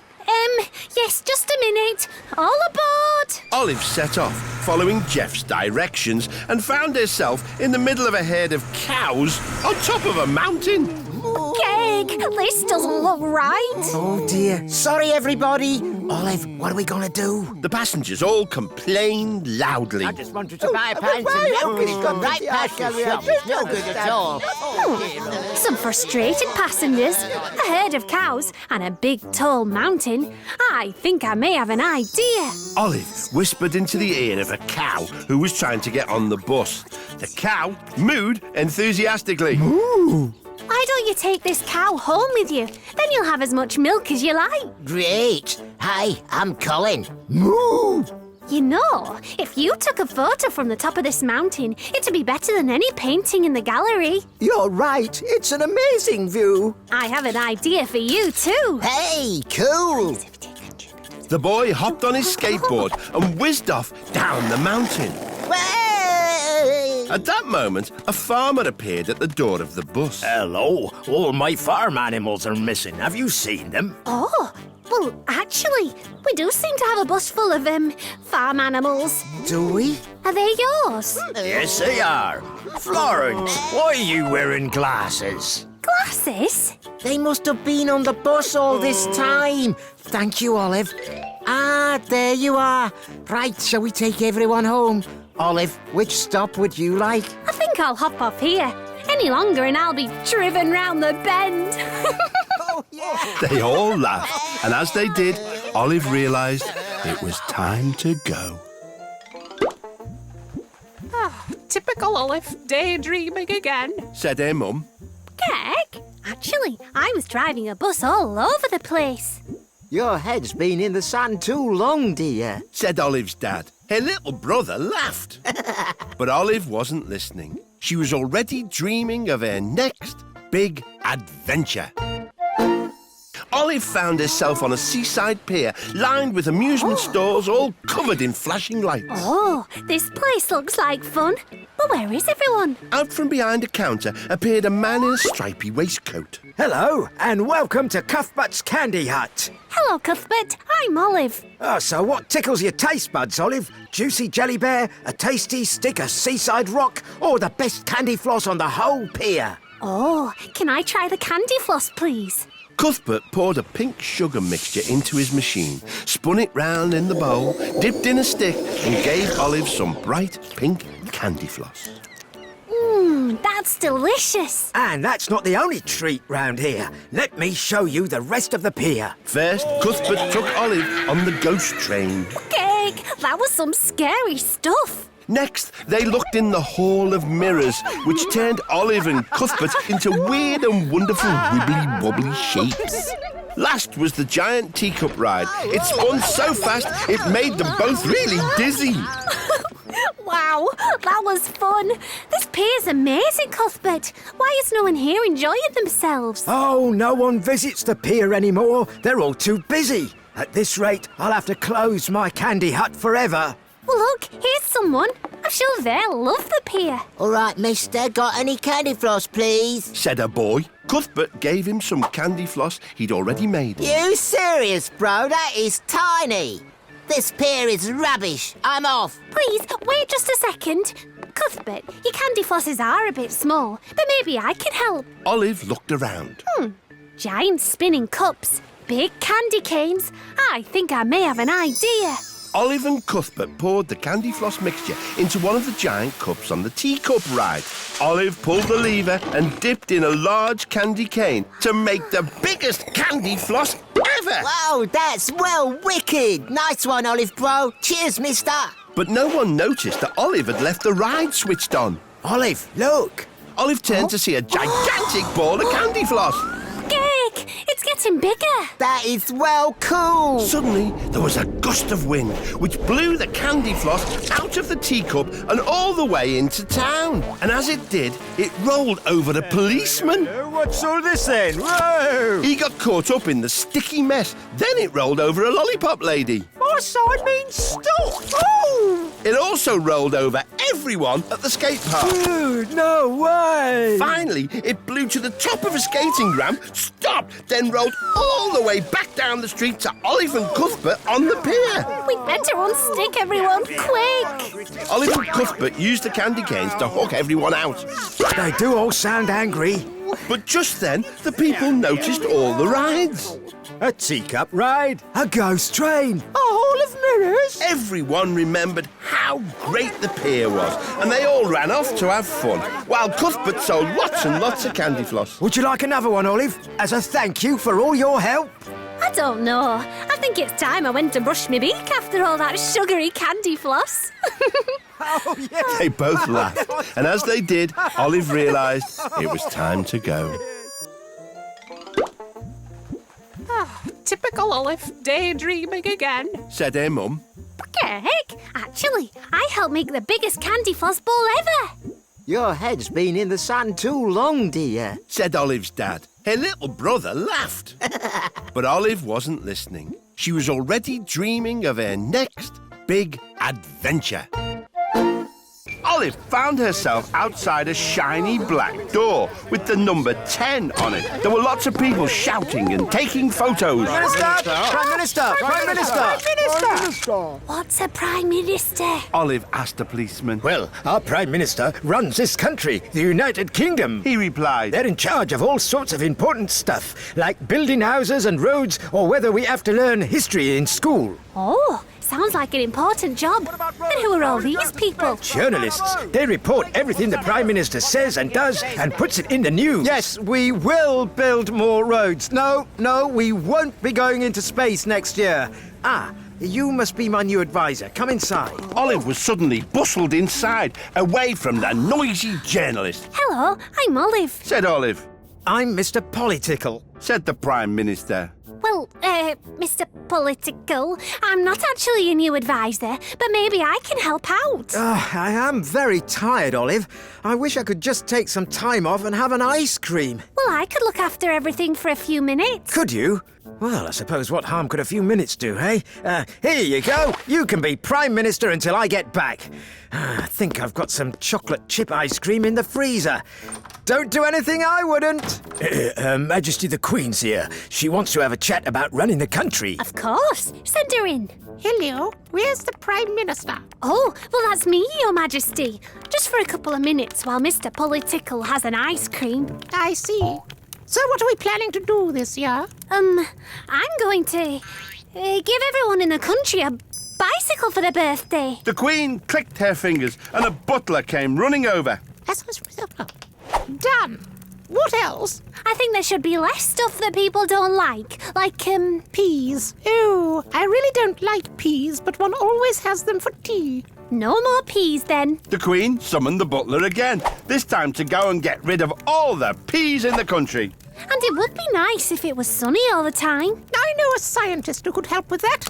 Hello? It's the Queen. Could you pop over? Olive and the Queen went outside to find Dr. Cleverbrain had arrived with a giant remote control. There we go, Your Majesty. Nice and sunshiny. I didn't know it would be that easy.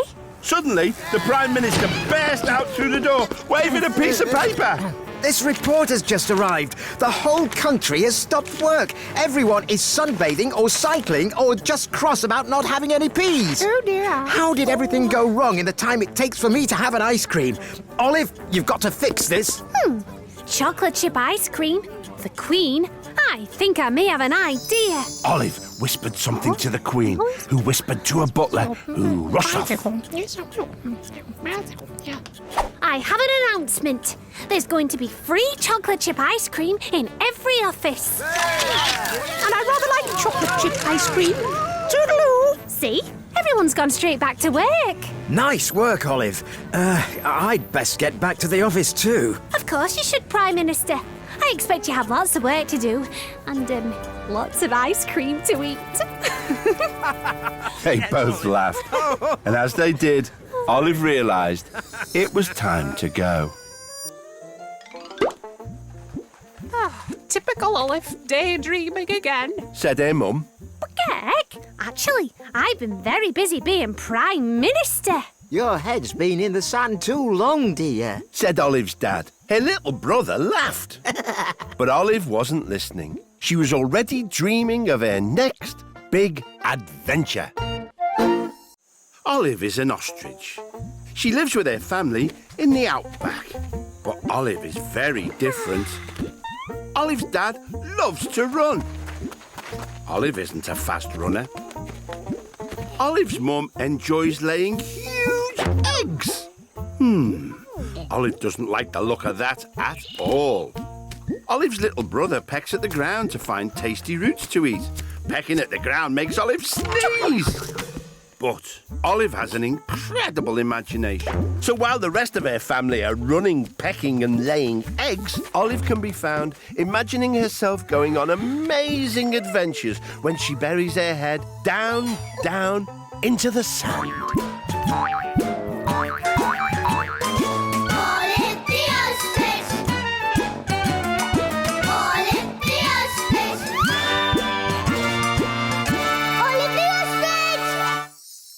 Until she popped up somewhere new. Olive was sitting on a bench in a quiet city park. She was wearing a mac and sunglasses. Shivered Olive. A squirrel wearing identical clothes to Olive and carrying a small briefcase walked past. He looked around suspiciously, then hopped onto the bench. The park is pleasant in the autumn. I suppose it is. My name's Olive. What's yours? Hello, Agent Olive. I am Red Squirrel. You will find our mission objectives in the case. Olive curiously opened the briefcase. Inside was a piece of paper with some instructions. Approach picnic, obtain nuts, escape without being seen. Your mission, should you choose to accept it. Well, why not? Olive followed Red Squirrel to some large bushes in the middle of the park. Over there, Agent Olive. Yes, I see the nuts. Maybe I could distract them while you run up behind and take the nuts. Okay, but Agent Olive, you must not blow your cover. Olive noticed a dog bounding around in the distance. Aha! I could disguise myself as a dog. Using these leaves and, this conker. How do I look? Excellent. Olive came bounding out in front of the family. The girl and her mum watched Olive curiously while Red Squirrel scampered up behind. But before he could take the nuts, a real dog came charging out of nowhere and chased Olive and Red Squirrel back into the bushes. Watch out! Okay. We need a plan B. Olive looked around and spotted an old kite stuck in a hedge. I know. It's a windy day today. If I tie you to that kite, then the wind will lift you up above the picnic and you can swoop down and snatch the nuts. A brilliant plan. Olive carefully tied Red Squirrel to the kite and flew him high above the picnic. But just as he was about to dive, a strong gust of wind came and blew him up into a tree. Olive climbed up to untangle him. Don't worry, I'll have you free in no time. Then Olive noticed something. The picnic was directly below them, and so were the nuts. A kite string? A tree? I think I may have an idea. Olive made a little harness from the string and tied it round Red Squirrel. OK, just need to lower you down. This plan cannot fail. She started lowering Red Squirrel down towards the picnic. When he was low enough, Red Squirrel reached out and grabbed the nuts. Olive began slowly pulling him back up, but then the little girl spotted him. Squirrel! Squirrel! Code Red, Olive, abort! Abort! Olive jumped and accidentally let go of the string. Red Squirrel came crashing down, dropping the bag of nuts.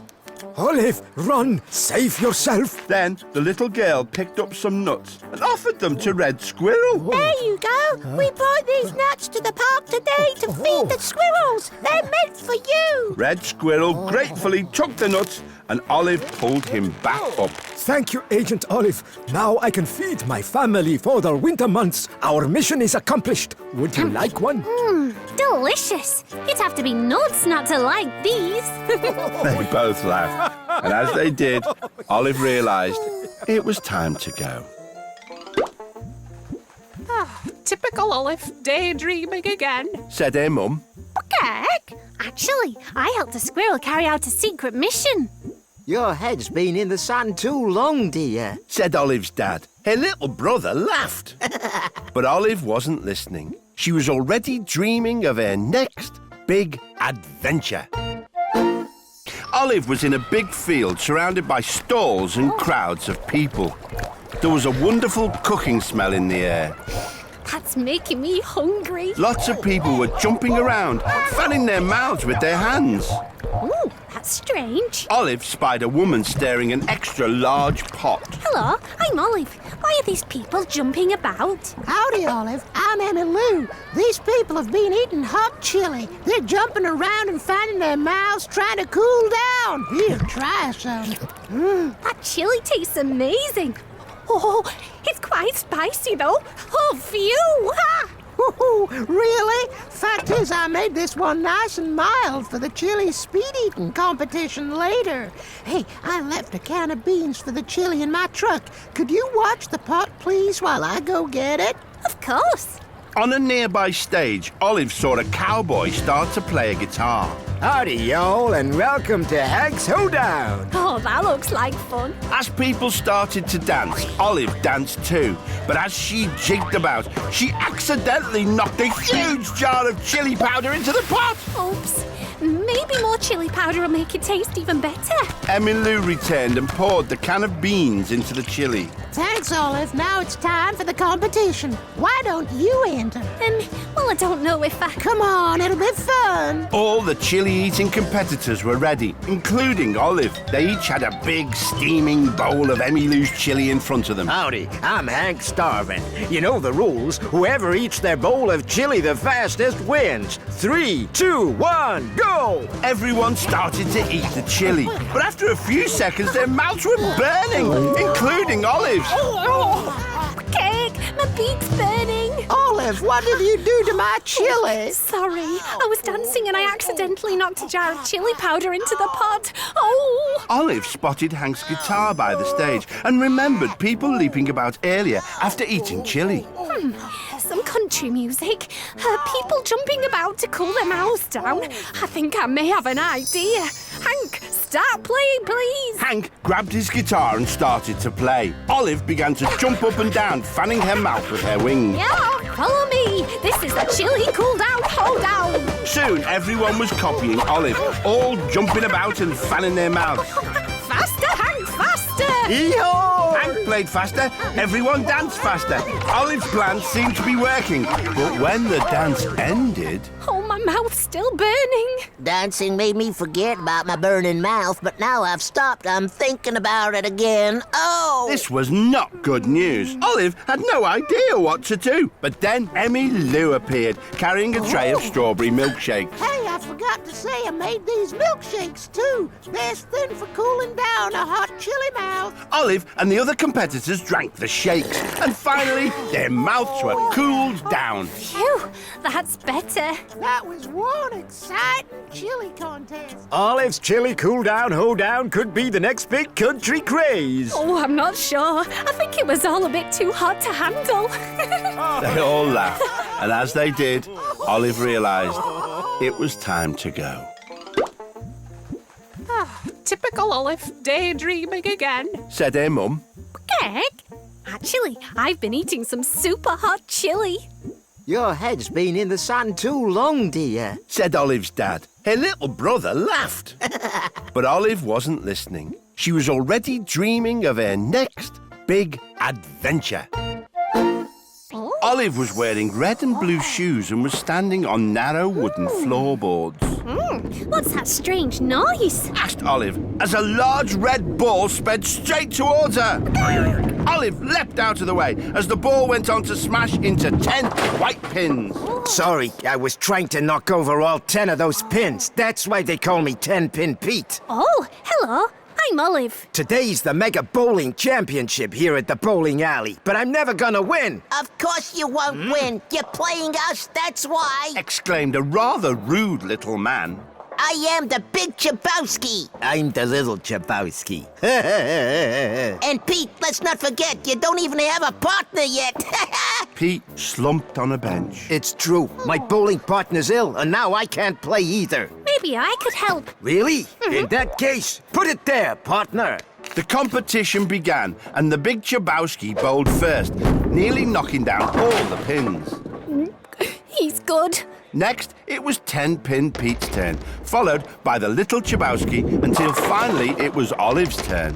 Olive, you need to knock over all 10 pins to win. It's called a strike. But Olive was having trouble even picking up the ball. It's my wings. I can't get them in the holes. Hey, if you can't pick it up, you can't play, which means we win. Oh, yeah. But Olive wasn't giving up. She looked around the bowling alley. A bench. A trophy. I think I may have an idea. Olive rested the bench on the trophy to make a ramp and then pushed the ball all the way to the top. This should send it flying. But when she let go, the ball rocketed down the alley, bouncing over the pins and smashing through the back. Whoa! Cake, come back! Olive set off, chasing after the ball. Stop! Up ahead, the ball rolled down the street towards a cake stall, a man cleaning windows, some delivery men carrying a sofa, and an old lady whose cat was stuck up a tree. Watch out! The ball smashed into the cake store, sending cakes rolling everywhere. Cake! The ball then knocked the window cleaner off his ladder. The man landed on the sofa, but his bucket bounced off and flew straight towards the cat, stuck in the tree. The cat leapt out of the way, and the old lady watched in panic as the cat fell towards the ground. Tiddles! Only at the last second, one of the cakes rolled under the tree, and the cat landed safely on top of it. Sorry, I've got to stop that ball. Meanwhile, the ball rolled into a pipe some workmen were about to put into the ground. It flew out the other end and past Olive. Now where's it going? Olive chased the ball back to the bowling alley, just in time to see it rocket down the lane and knock down all 10 pins. Strike! We win! The judge awarded Olive and 10-Pin Pete the winner's trophy. Wow, Olive, that was the most amazing shot ever! And she rescued my tiddles. Ha! Beginner's luck. Said Big Chabowski, just as the rest of the cakes rolled in and covered him and his brother in cream. Looks like they've got their just desserts. They all laughed, and as they did, Olive realised it was time to go. Typical Olive, daydreaming again. Said her mum. Greg, actually, I became a 10-pin bowling champion. Your head's been in the sun too long, dear. Said Olive's dad. Her little brother laughed. But Olive wasn't listening. She was already dreaming of her next big adventure. Olive found herself in a jungle clearing. There were huge lizard-like creatures everywhere. Kick, look at all these dinosaurs. There were even some flying in the sky like birds. Olive sat down to watch as one swooped down to feed its babies who were calling out from a rocky ledge. Just then, she felt something move underneath her. What was that? Olive jumped up and saw that she'd been sitting on top of a huge nest of eggs. Then, crack! One by one, the eggs hatched, and out popped 3 baby dinosaurs. Oh, hello, said Olive. Yes, you need your mummy. Well, I'm sure she'll be back soon. It's nice to meet you. What? No, I'm not your mummy. But the babies began to follow Olive's every move. Leave me alone. No matter how fast she ran, she couldn't shake them off. Look, over there. Olive quickly ducked inside an old hollow tree trunk. She kept very quiet as the little dinosaurs hunted around for her. But then, the tree trunk made the sound of Olive's sneeze even louder. Oh dear, I think we need to find your real mummy. Babies who need their mother. An old hollow tree trunk. I think I may have an idea. She remembered how the little flying dinosaurs had called to their mummy with loud cries. If we make you louder, maybe your mum will hear you. Olive encouraged the baby dinosaurs into the hollow trunk. As they climbed in, their cries became so loud that they echoed out into the jungle. Mama! Mama! Mama! She'll definitely hear that. Whoa! But that can't be your mum. Run for it! Olive and the babies turned and ran as fast as they could, and a huge dinosaur with big teeth came running out of the trees towards them. It was a Tyrannosaurus Rex. They reached a big puddle. Olive tried to swing over it on a vine, but the vine snapped and she fell. Kick! The T-Rex stopped in front of them, then burst out laughing. Oh, you do look silly in that puddle. My name's Diana, Dinosaur. Hello, Diana. I'm Olive. Why were you chasing me? I'm looking for my eggs. I left them in a nest over there, but they've gone. Have you seen them? Your eggs? Well, they've hatched. Oh, my darlings, come to Mummy. They still think I'm their mum. I don't know why. I don't look anything like them. I think I have an idea. Why don't we all have a nice drink of water? Diana winked at Olive. Okay. When the babies saw Olive and Diana drinking from the puddle, they did the same, and a funny thing happened. They all saw their reflections in the water. The babies looked at Olive, then at Diana, then down at themselves, and realised that Diana was their real mum after all. Phew. Well done, Diana. You're even better at hatching plans than I am. They all laughed, and as they did, Olive realised it was time to go. Typical Olive, daydreaming again, said her mum. Heck, actually, I've hatched some baby dinosaurs. Your head's been in the sand too long, dear, said Olive's dad. Her little brother laughed. But Olive wasn't listening. She was already dreaming of her next big adventure. Olive found herself in a city surrounded by beautiful buildings. Instead of roads, there were canals filled with water. It's going to be hard to explore without getting my feet wet. Olive heard an odd wailing sound. Stand front. Who's making that dreadful racket? A man wearing a stripy top and a straw hat was rowing along and making the racket. He was trying to sing. Oh, Sole mio. That must be the worst tour of Venice ever. Well, this silly gondola was your choice. Oh, so it's my fault. Excuse me, was there a problem with your boat trip? I'll say that gondolier has the worst voice I've ever heard. The couple stomped off, leaving a very sad-looking gondolier. Hello, I'm Olive. Can I help at all? Oh, ciao, Olive. I'm Domino Flamingo, gondolier. It is traditional for gondoliers to sing as we row people around the canals of Venice, but I have a terrible singing voice. Oh, sole mio! Soon I will have no customers at all. Well, I'd love to take a tour with you. You are very kind, but no, my singing will only upset you. I've had enough for today. As Olive walked away, she wondered if there was a way she could help Domino. But Olive's stroll was soon interrupted. Quack! What's a parrot doing here? What's a parrot doing here? It's for sale. Came a whispered voice from a window above the street. That bird drives me crazy. It copies every sound it hears. Woof, woof. Woof, woof. The parrot certainly seemed good at copying sounds. A gondolier with a terrible singing voice, a parrot that can copy any sound. I think I may have an idea. I think I may have an idea. Olive bought the parrot from its unhappy owner, then put a cover over the cage. Just to stop you from getting too hot. Just to stop you from getting too hot. She hurried back to the jetty where Domino was waiting. Domino, can you please take me somewhere where I can hear some singing? See, I can take you to the opera house. So Domino rowed Olive to the opera house. At a balcony, they could see an opera singer practicing. O sole mio, stand fronte te. Oh, I wish I could sing like that. That's the plan. As Domino rode away from the opera house, he was surprised as the beautiful singing continued. Impossible. Who sings so beautifully? Olive showed Domino the parrot. This parrot can perch behind you and do all the singing.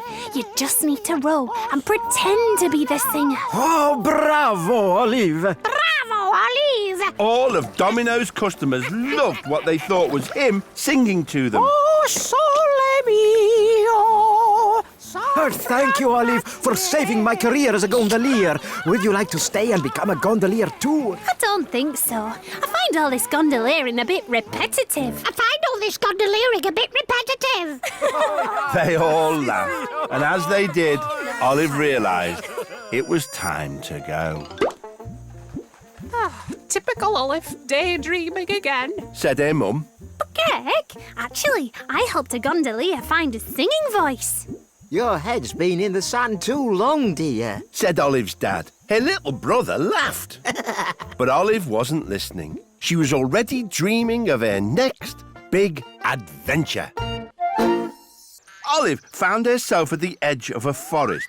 She was wearing green tights and a hat with a feather in it. Oh, no, I don't believe it. Olive saw two men standing next to a big wall. One was dressed in green, the other in a long robe. Hello there.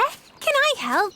I'm Olive. I'm Robin Hood, and this is Friar Tuck. I need to get a message to my girlfriend, Maid Marian, but she's inside the city, and that rotten sheriff of Nottingham has locked the gates. Olive spotted Robin Hood's bow. Robin, why not fire one of your arrows over the city walls with a message tied to it for Marion? Marion doesn't like him using arrows. Might hurt himself or hit someone by accident. Said Friar Tuck. I'd climb over the walls, but I've got no head for heights. Plus, Marion doesn't like him climbing, or swimming, or running too fast, or riding horses, or digging. She cares about me, okay? It really is a very important message. Olive saw a wagon full of pieces of old armour trundling by. Drama here. Shields 2 for 1. Helmets going cheap. 1 careless owner. She spotted a couple of bashed helmets and then noticed the long string wrapped around Friar Tuck's robes. Oh, I'm never going to get a message to Marion, and she'll find herself a posh city boyfriend instead. An undelivered message, some tin helmets, a long length of rope.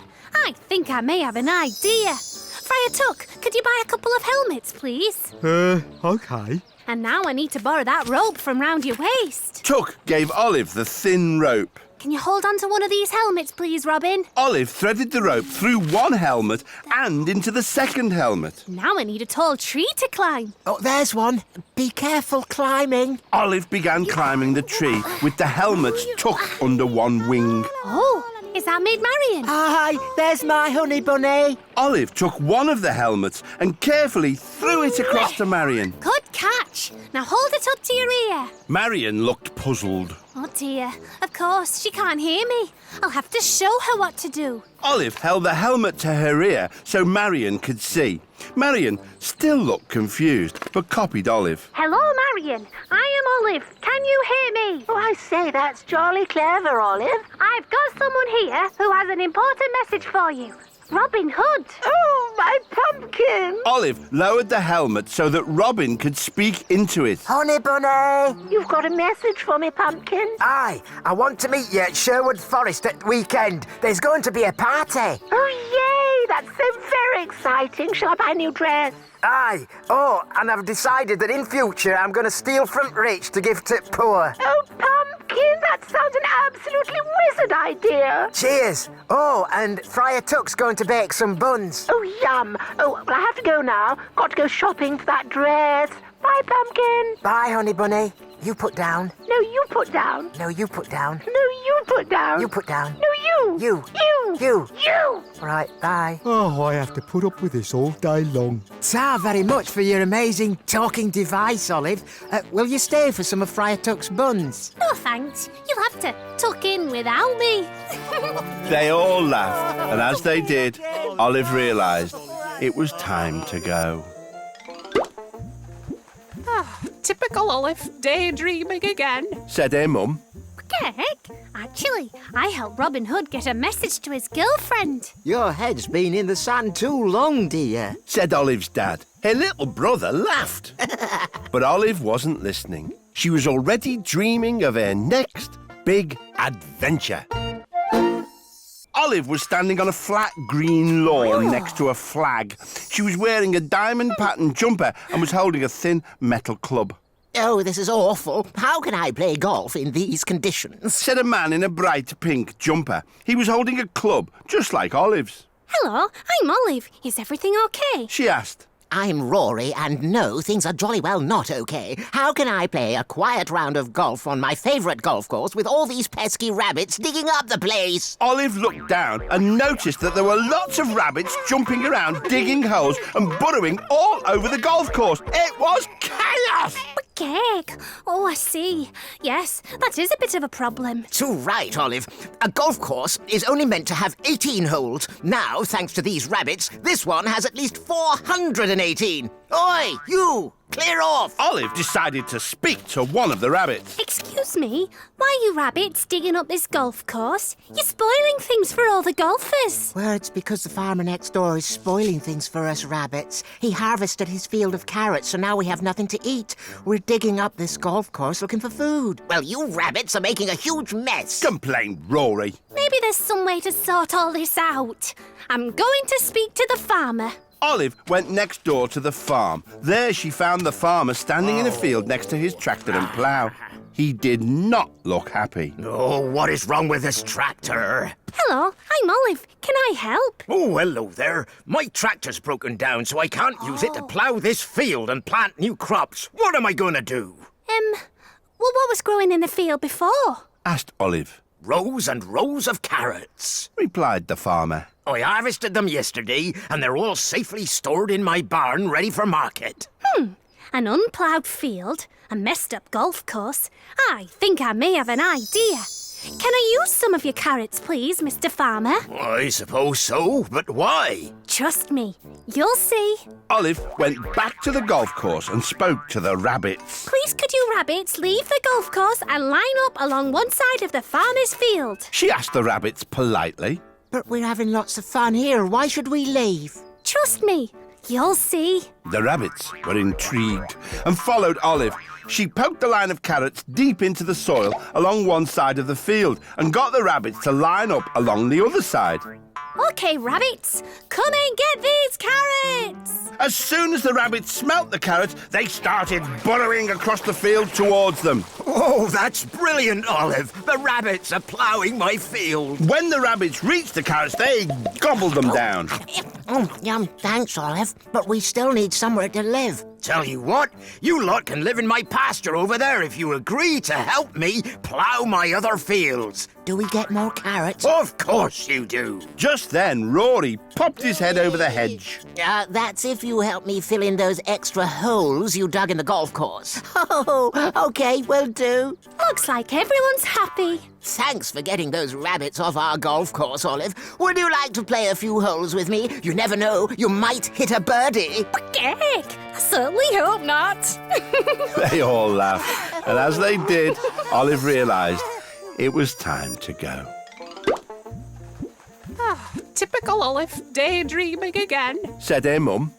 Heck, actually, I've been helping some rabbits fill their tummies. Your head's been in the sun too long, dear. Said Olive's dad. Her little brother laughed. But Olive wasn't listening. She was already dreaming of her next big adventure. Olive found herself in a big arena with lots of strange equipment everywhere. There was a long beam, some hanging hoops, a mini trampoline, and some bars. It looked like the best playground ever, only there were crowds of people watching. Excuse me, excuse me. Olive heard a squeaky little voice, but couldn't see where it was coming from. Excuse me, hello. Ouch. Exclaimed Olive as she felt something pinch her leg. She looked down and saw a tiny mouse dressed in a sparkly yellow stretchy outfit. Oh, hello there.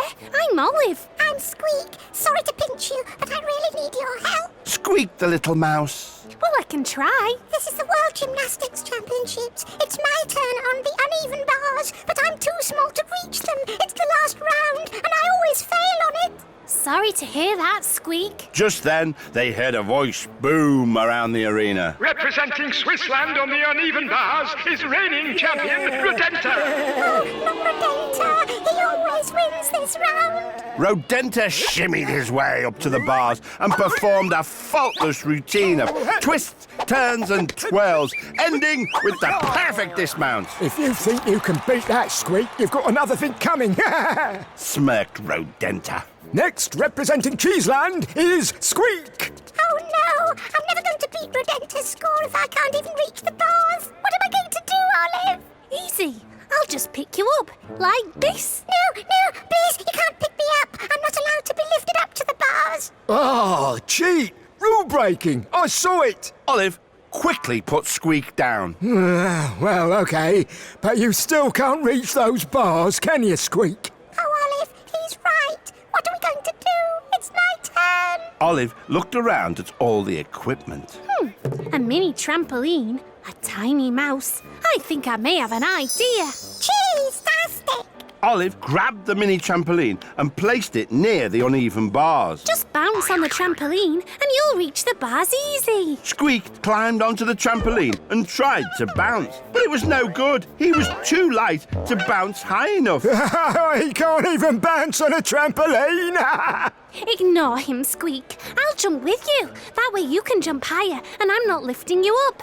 3, 2, 1, jump! They bounced up and down, higher and higher, and then suddenly Squeak rocketed into the air towards the bars. He grabbed hold of the bar and performed an amazing routine. Oh! And then he finished with an astounding dismount. He flew off the bars, dived through one of the rings, over the pommel horse and onto the beam, where he did a roly-poly onto the bouncy blue floor and finished with a quadruple somersault backflip. The crowd went wild! Not fair. The judges were so impressed, they awarded Squeak a perfect 10. You did it, Olive. We won. No, Squeak. You did it. Your performance wasn't just gymnastic. It was gymtastic. They both laughed, and as they did, Olive realised it was time to go. Typical Olive, daydreaming again. Said her mum. Heck, actually, I helped a mouse win a gymnastics competition. Your head's been in the sun too long, dear. Said Olive's dad. Her little brother laughed. But Olive wasn't listening. She was already dreaming of her next big adventure. Olive found herself on a small boat in the middle of a large lake. All around her were purple hills covered with heather. Behind the wheel of the boat stood a man. He was peering into the water. Hello there. I'm Olive. Are you looking for something? Hey, Olive. Chuck McNichol. Yes, I sure am looking for something. Nessie. What's Nessie? The Loch Ness Monster. I've been sailing up and down Loch Ness all week, but it sure is hard to find Nessie. Olive suddenly heard a low, rumbling, groaning sound. Heck, what's that noise? Oh, I need something to try and attract Nessie, you see, so I'm playing her whale sounds through these waterproof speakers. Oh, so what have you seen so far? 2 fish, a turtle, and a medium-sized crab. Oh, well, I could help you look for Nessie if you'd like. Oh, thanks, but I've had enough searching for now, so I'm going back to my hotel to take a nap. Oh, is that more whale songs?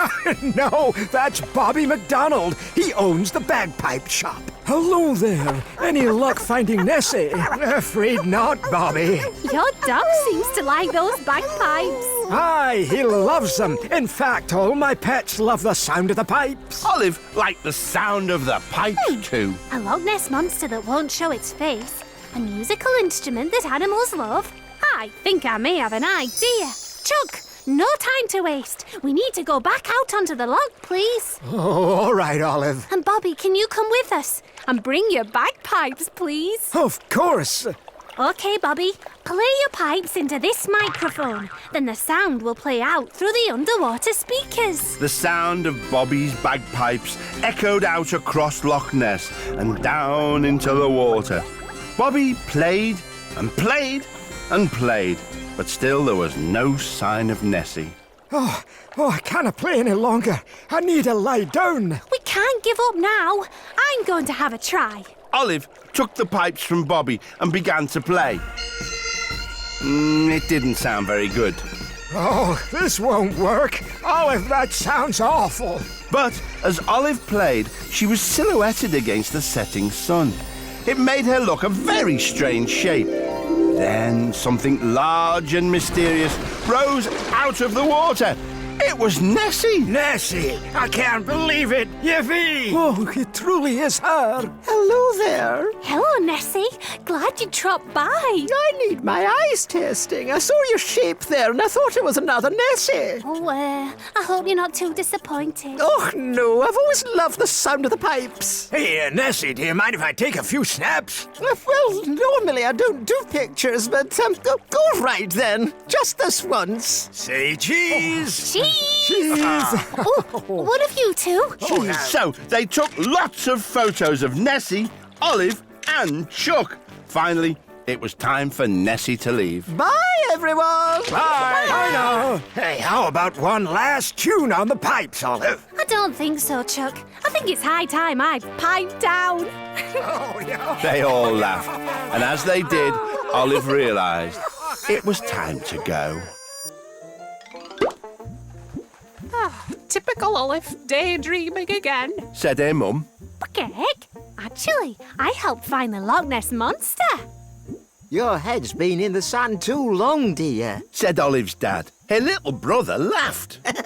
But Olive wasn't listening. She was already dreaming of her next big adventure.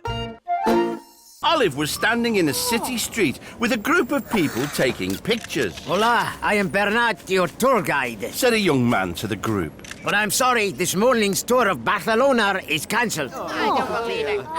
Excuse me, I'm Olive. Why can't we go on the tour? Bernat pointed to the tourist train. Our train has broken down and I can't get it fixed until tomorrow. Well, perhaps we could explore on foot instead. Oh no, Barcelona is huge. Too big to explore in one morning without a train. I will find a mechanic.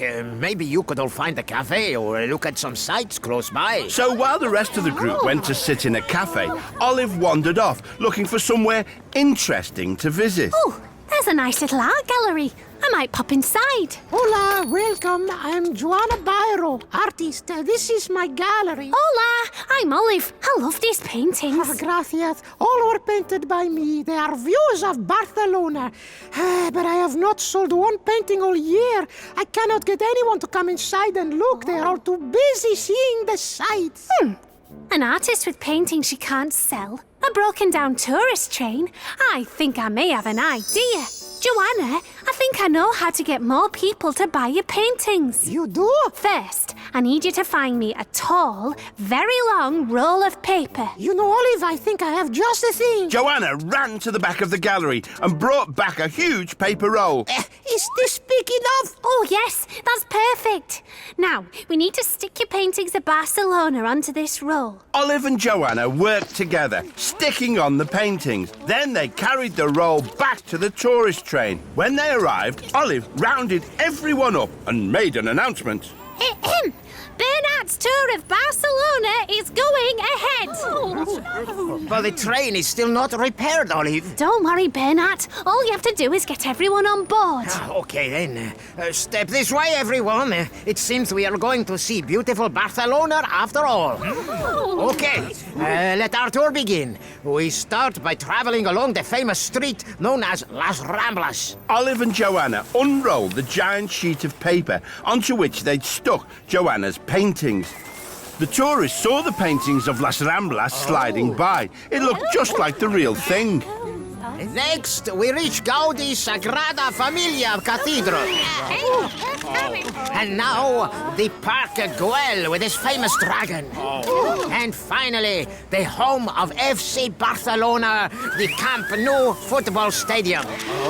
And that, ladies and gentlemen, concludes our tour of Barcelona. Thank you so much. The tour was an amazing success. If anybody wants to buy a painting, Joanna's gallery is open right now. Everyone did want to buy a painting. In no time at all, Joanna sold every single one. Thank you so much, Olive. Yes, I am grateful too. You saved the tour today. Maybe you would like to help me on my train once it is repaired. Thanks, Bernard, but I'm sure you'll be okay. Soon your tour of Barcelona will be right back on track. They all laughed.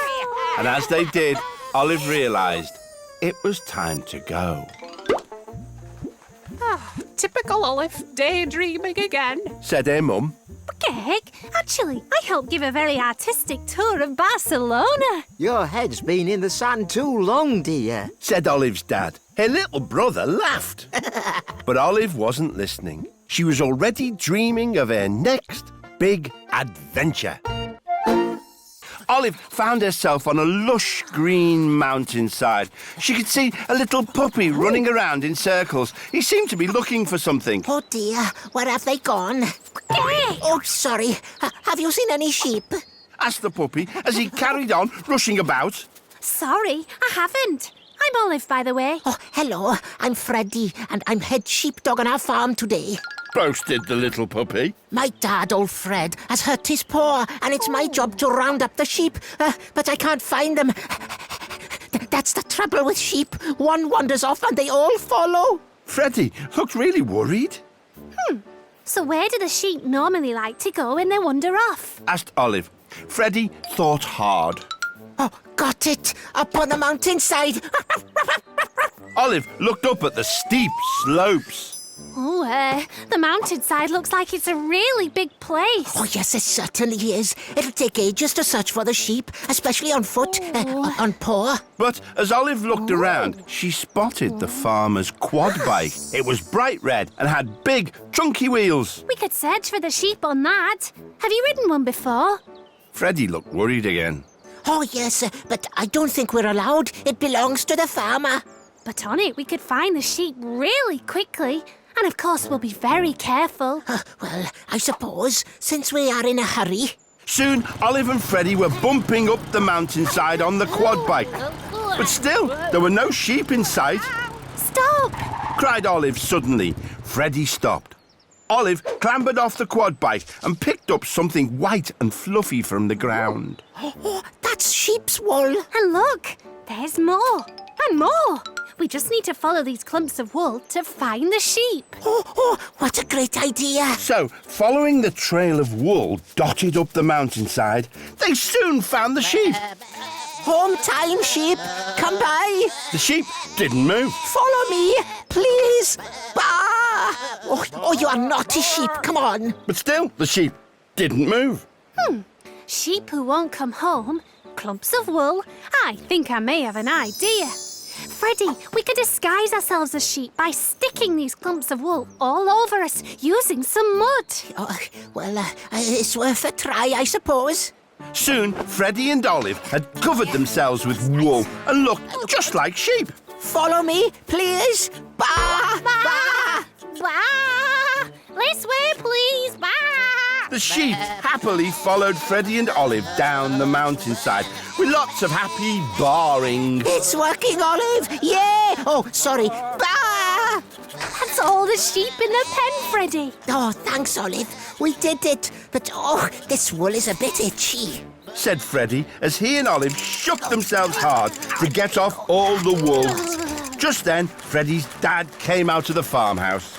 Oh, my lovely boy, I see all the sheep are in the pen. Smiled a very proud old Fred. You are a very good sheepdog, Freddie. Well done. Not to mention a very good sheep.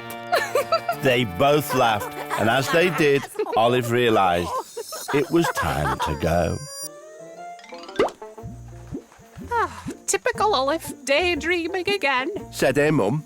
Okay, actually, I helped round up some sheep with a little sheepdog. Your head's been in the sand too long, dear, said Olive's dad. Her little brother laughed. But Olive wasn't listening. She was already dreaming of her next big adventure. Olive found herself standing on a floating iceberg next to an igloo. She was dressed in a woolly hat and scarf. It's so cold, shivered Olive. It's not just cold, it's freezing, just how it's meant to be here in the Arctic, said a young polar bear who appeared from the igloo. You're telling me? I'm Olive, by the way. Hello, Olive. I'm Alfred, and that's my village over there. Olive looked over at a group of igloos just like Alfred's on a distant iceberg. But if that's your village, Alfred, what are you doing all the way over here? Floating further away from my village, that's what. Oh, you see, the iceberg split in two and sent my igloo and me floating out into the sea. I was so busy fishing, I didn't realise until it was too late. Oh, dear. Can't you swim back? I'm only little. I can't swim that far. Oh, that's cold. Not to worry, Alfred. We'll think of another way to get you home. I do hope we can. It's very lonely here. Your fishing rod could be helpful. Maybe we could use it to hook onto the big iceberg and then pull ourselves across. Great idea, Olive. Olive picked up the fishing rod and cast the line out towards the big iceberg. Oh, no. Oh, we've drifted too far, Olive. The fishing line won't reach. Not to worry, Alfred. We'll try something else. Olive spotted a penguin swimming in the ocean. She reeled the fishing line back and popped a fish onto the end. Maybe we can get someone to pull us. Olive cast the fish out towards the penguin. The fish landed in the water with a splash. The penguin grabbed it and tried to swim away.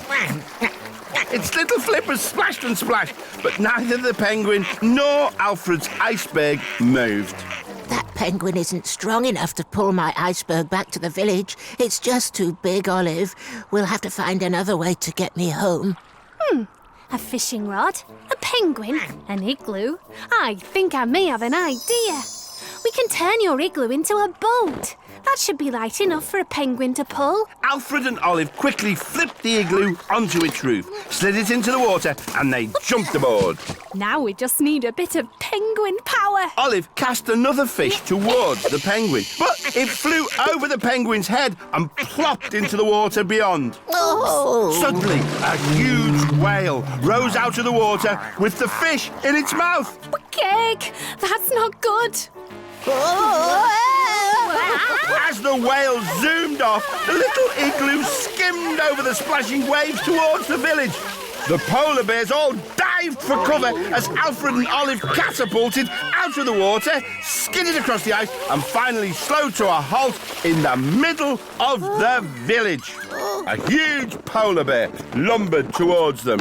Oh, there you are, Alfred. Did you remember supper? Yes, Mum, replied Alfred as he gestured to the igloo, which was now filled with fish from their journey. Well done, Alfred. There's enough fish here to feed the entire village. Thanks for getting me home, Olive. I had lots of fun. So did I, Alfred. In fact, I had a whale of a time. They all laughed. And as they did, Olive realised it was time to go. Typical Olive, daydreaming again. Said her mum. Cake? Actually, I went fishing in an igloo with a polar bear. Your head's been in the sand too long, dear. Said Olive's dad. Her little brother laughed. But Olive wasn't listening. She was already dreaming of her next big adventure. Olive found herself in a large, empty kitchen. Hello? Anyone around? Oh, at last, you're my new dinner lady. I'm Margaret. Oh, hello. I'm Olive. Oh, no time to chat. We're 3 dinner ladies short at school today. They're all off. It's just me and you left to serve all the children their lunches. Oh, dear. Well, I'll do my best. Thanks, Olive. Now, I need you to take all the food I've been cooking out of the ovens and put them on display at the service counter, please. Let's go to work. Olive ran about, getting the food to the counter. Nearby, a bald man in a suit was attaching a large "No running" sign to the wall with black sticky tape. No running. When he finished, he marched over to Margaret. Hello, Margaret. I know you're a few dinner ladies short today, but it's important that you serve the children quickly, please, so they're back for lessons by 1 o'clock. Oh, yes, Headmaster, absolutely. Right, Olive, hold on to your hairnet. The hall doors burst open and hordes of children came streaming in. They piled into the lunch line and instantly started yelling their orders. Chips, mushy peas and a cheeseburger, please. Tuna salad with mashed potato. Fresh fruit. Before long, Olive and Margaret were completely overrun with orders. Olive was working so quickly, she started mixing everything up. She served tuna salad inside burger buns and fruit with chips and was spilling things on the floor. Oh, my cake! I don't know what's going on.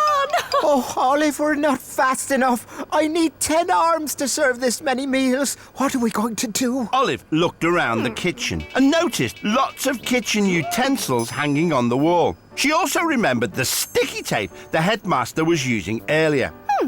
Kitchen spoons and ladles, some sticky tape. I think I may have an idea. Hold out your arms, Margaret. I've thought of a way to give you some more arms. Margaret held her arms out. Olive attached spoons to her elbows and knees and a large soup ladle to the top of her head. Now you can serve much faster than before, using every part of your body to scoop and serve. If you attach the rest to me, we'll get through these lunches in no time. They started serving again. They each balanced on one leg while using every part of their body to scoop up the different food orders. The queue was finally moving quickly. 5 minutes, ladies, said the headmaster sternly. Olive and Margaret worked faster and faster. Careful, Olive. It was all going so well. But then Olive stepped back onto some slippery mashed potato. She skidded, went crashing into the food counter, then hurtled into Margaret. They landed in a big heap on the floor, and all the food they were serving went flying. Cake! Olive covered her eyes as the food sailed through the air, but the food miraculously landed right onto the students' plates, serving everyone left waiting in the line. Oh, we did it. Oh, and all thanks to your quick thinking, Olive. It wasn't just quick thinking, it was some super quick serving. I think I need a good lie down. They both laughed, and as they did, Olive realised it was time to go. Typical Olive, daydreaming again. Said her mum. Cake? Actually, I helped a dinner lady serve the school lunches. Your head's been in the sand too long, dear. Said Olive's dad. Her little brother laughed. But Olive wasn't listening. She was already dreaming of her next big adventure. Olive is an ostrich. She lives with her family in the outback. But Olive is very different. Olive's dad loves to run. Olive isn't a fast runner. Olive's mum enjoys laying huge eggs. Olive doesn't like the look of that at all. Olive's little brother pecks at the ground to find tasty roots to eat. Pecking at the ground makes Olive sneeze. But Olive has an incredible imagination. So while the rest of her family are running, pecking and laying eggs, Olive can be found imagining herself going on amazing adventures when she buries her head down, down into the sand.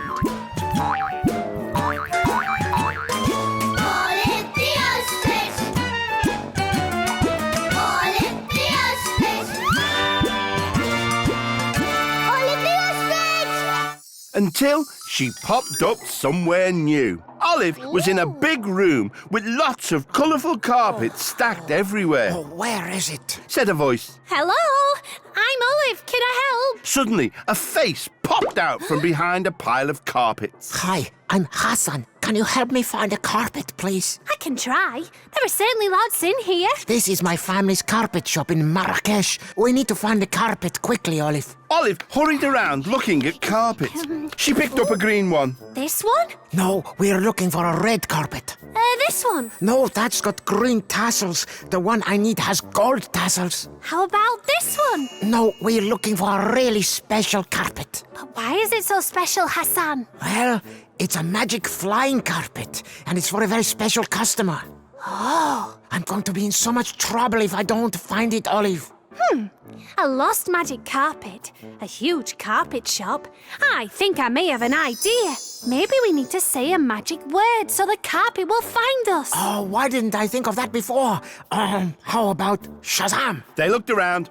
Nothing. Abracadabra. Still nothing. So they tried all the magic words they knew. Open sesame. Simsalabim. Alakazam. Bibbity bobbity. Easy wissy, let's get busy. But there was still no sign of the magic carpet. Oh, we're never going to find it. We can't give up, Hassan. You need to get up and help me. Please. Suddenly, a carpet flew straight towards them. It was the magic carpet. That must be the magic word.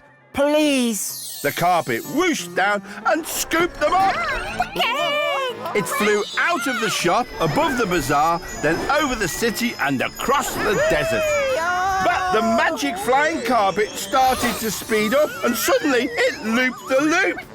And then did a somersault. Oh, Olive, do something! Where's the steering wheel? But Olive had never flown a magic carpet before, and the carpet dropped into a plunging dive. Wow! Olive and Hassan held on tight. Suddenly, Olive realised what she had to do. Magic carpet, slow down and fly us back to the carpet shop, please. The carpet immediately levelled out. Hooray! You did it, Olive! Phew! Soon, they were flying back in through the carpet shop door. Waiting for them was a very large green man. Ah, I see you've been enjoying my flying carpet. It can be a little naughty at times. Chuckled the man. We didn't mean to go for a ride on it, sir. Well, that's okay. I can see you had fun. You're very lucky having your own flying carpet. Well, I am a genie. The genie winked as he sat on the carpet, and with a and a wave of his arm, he and the carpet swept out of the door. Look, Olive, the genie has left a dusty old lamp behind. Hassan was about to give the lamp a rub to clean it when the genie swooped back in and grabbed it. Oh. I'll take that, thank you. Maybe some other time. Bye. Wow. You think there are any more flying carpets in here, Olive? After all that, I prefer to keep my feet firmly on the ground. Please. They both laughed, and as they did, Olive realised it was time to go. Typical Olive, daydreaming again. Said her mum. Gek, actually, I've been for a ride on a magic flying carpet. Your head's been in the sand too long, dear. Said Olive's dad. Her little brother laughed. But Olive wasn't listening. She was already dreaming of her next big adventure. Olive is an ostrich. She lives with her family in the outback. But Olive is very different. Olive's dad loves to run. Olive isn't a fast runner. Olive's mum enjoys laying huge eggs. Olive doesn't like the look of that at all. Olive's little brother pecks at the ground to find tasty roots to eat. Pecking at the ground makes Olive sneeze.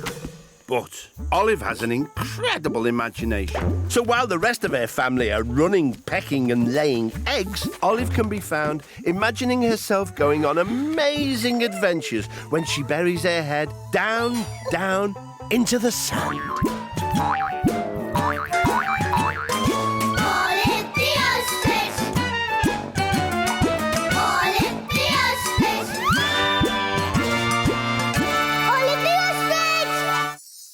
Until she popped up somewhere new. Olive was standing beside some tall, spindly plants.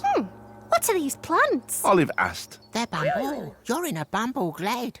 Answered a voice. Talking bamboo plants? How odd. A little black and white panda stepped out from amongst the bamboo. Hello, I'm Ming Ming. Hello, I'm Olive. Oh, look at your lovely blue feathers.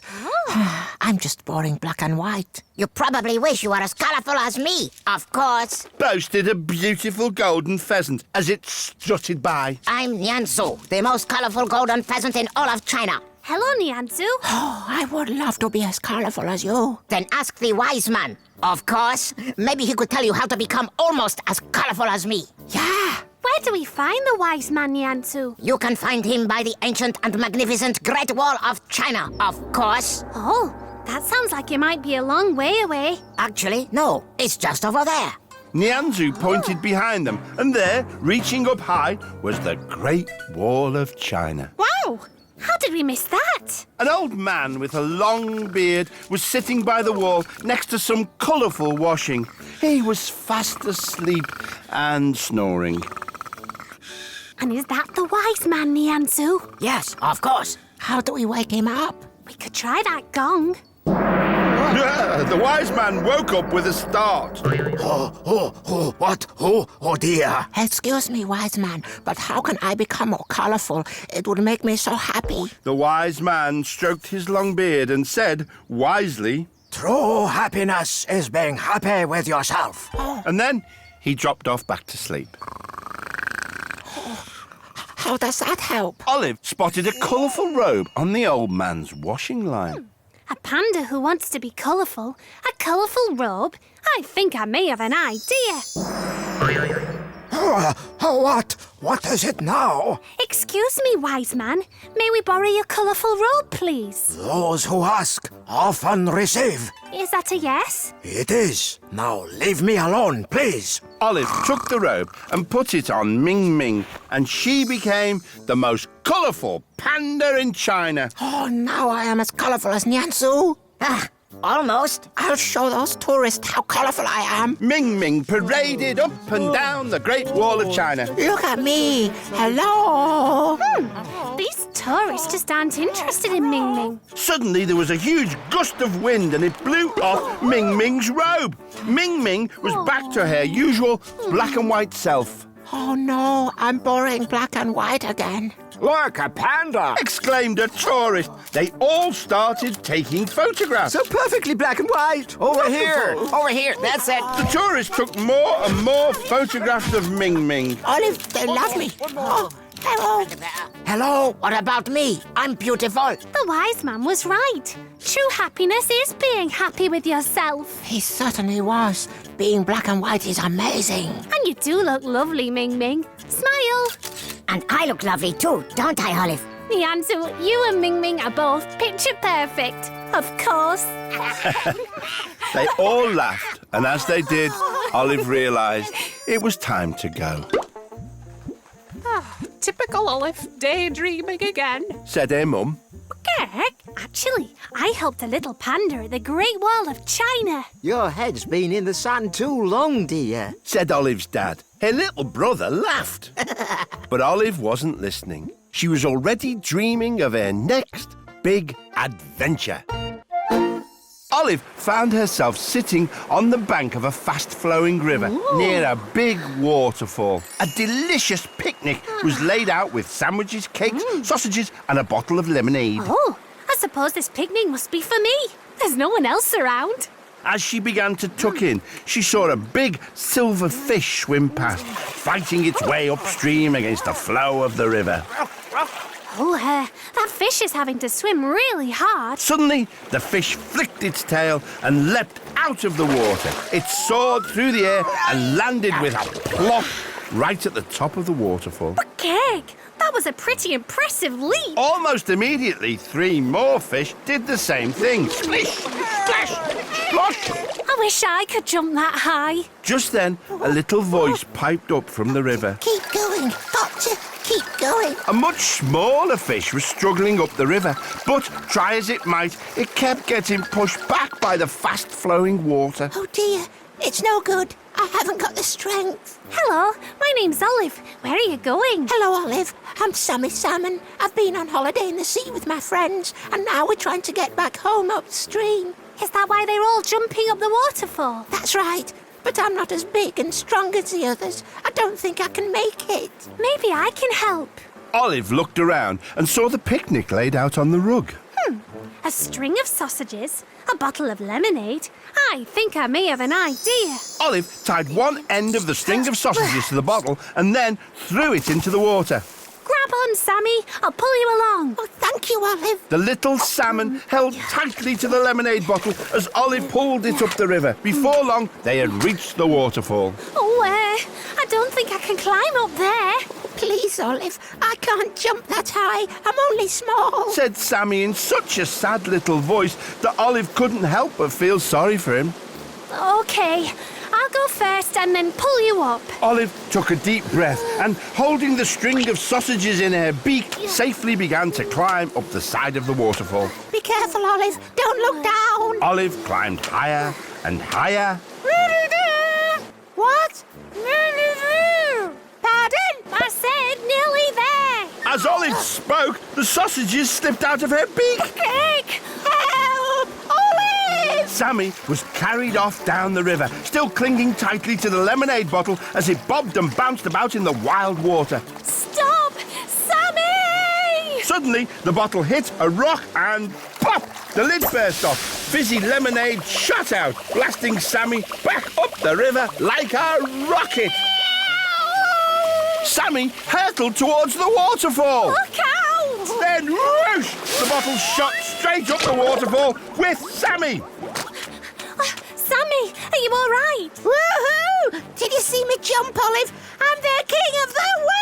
All of Sammy's salmon friends swam round to greet him. They were very impressed that he'd managed to jump the waterfall. Thank you, Olive. Your plan really worked. Well, I can't say it went swimmingly, but I'm glad you made it home. They all laughed, and as they did, Olive realised it was time to go. Typical Olive, daydreaming again. Said her mum. Bucket, actually, I helped a little salmon jump up a big waterfall. Your head's been in the sand too long, dear. Said Olive's dad. Her little brother laughed. But Olive wasn't listening. She was already dreaming of her next big adventure. Olive found herself floating in the sea on a bright pink lilo. She was wearing a life jacket and some cool sunglasses. Well, this is very relaxing.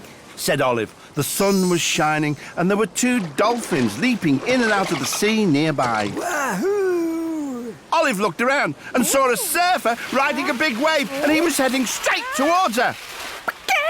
Watch out, dude, coming through. The surfer shouted, but it was too late. He collided with Olive and they went flying into the air. Whoa, wipe out. Olive and the surfer both washed up on the beach where a big crowd was watching. Oh dear, I'm sorry I got in your way. I'm Olive. Hey, no worries, dude. I'm Sunny Ray. Said the surfer as he shook seaweed out of his hair. Oh no, my lucky surfboard has disappeared.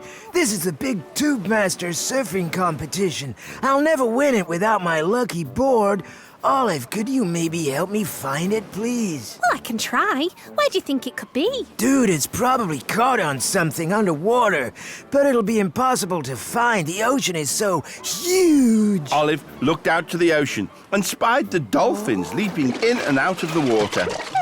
A lost lucky surfboard, some dolphins. I think I may have an idea. Sunny, follow me. Olive and Sunny swam out to the dolphins. Hello, I'm Olive, and this is my friend Sunny. What's up, dolphin dudes? Hey there, how's it hanging? We're looking for Sunny's surfboard. We think it's caught underwater somewhere. Could you maybe help us find it, please? We'd be happy to help you guys. Awesome, dude, thanks. Just hold on to our fins and take a deep breath. Olive and Sunny each held on to one of the dolphins. Let's go! The two dolphins swam down to the seabed with Olive and Sunny clinging to their fins. They spotted Sunny's surfboard, but a giant clam had his big mouth clamped around it. Hey, Mr. Giant Clam, can we have that surfboard back, please? Sunny swam over to the stubborn giant clam and tried to wrestle the board out of his big mouth, but the clam would not let go. They all swam back to the surface. It's no good. That big old clam isn't going to give me my board back. There must be something else you can surf on. I've got a great idea. Why don't you surf on our backs? Dude, I love it. Yes, that sounds good. Awesome. So Olive and Sunny hopped onto the dolphins' backs. All set? Yep. Just then, a big wave curled its way towards them. The dolphins rode the wave with Sunny and Olive balancing on their backs, just as if they were on surfboards. Extreme! The crowd went wild. Olive and Sunny did some cool surfing moves. They looked amazing. The gold medal winner is Sunny Ray. And Olive won the silver. You won the Tube Masters without your lucky board. Dude, I wouldn't have been able to do it without you or the dolphin dudes. Then something floated in on a wave. It was Sunny's surfboard. My board, most excellent. I guess that giant clam didn't need it anymore. They all laughed, and as they did, Olive realised it was time to go. Typical Olive, daydreaming again. Said her mum. Greg, actually, I entered an awesome surfing competition. Your head's been in the sand too long, dear. Said Olive's dad. Her little brother laughed. But Olive wasn't listening. She was already dreaming of her next big adventure. It was very hot, and she could see people in green shirts and red shorts running up and down, around and around. Greg, all this running's making me feel tired. Tired? Exclaimed a man. He was wearing just one trainer and jogging on the spot. You haven't even moved yet. Chuckled another man. He was also wearing only one trainer. Sorry, I was just thinking out loud. I'm Olive. Hello, Olive. I'm Hayley, and this is my brother, Gabby. I like your running kit, Olive. Thanks. I like yours too. But why are you both only wearing one trainer?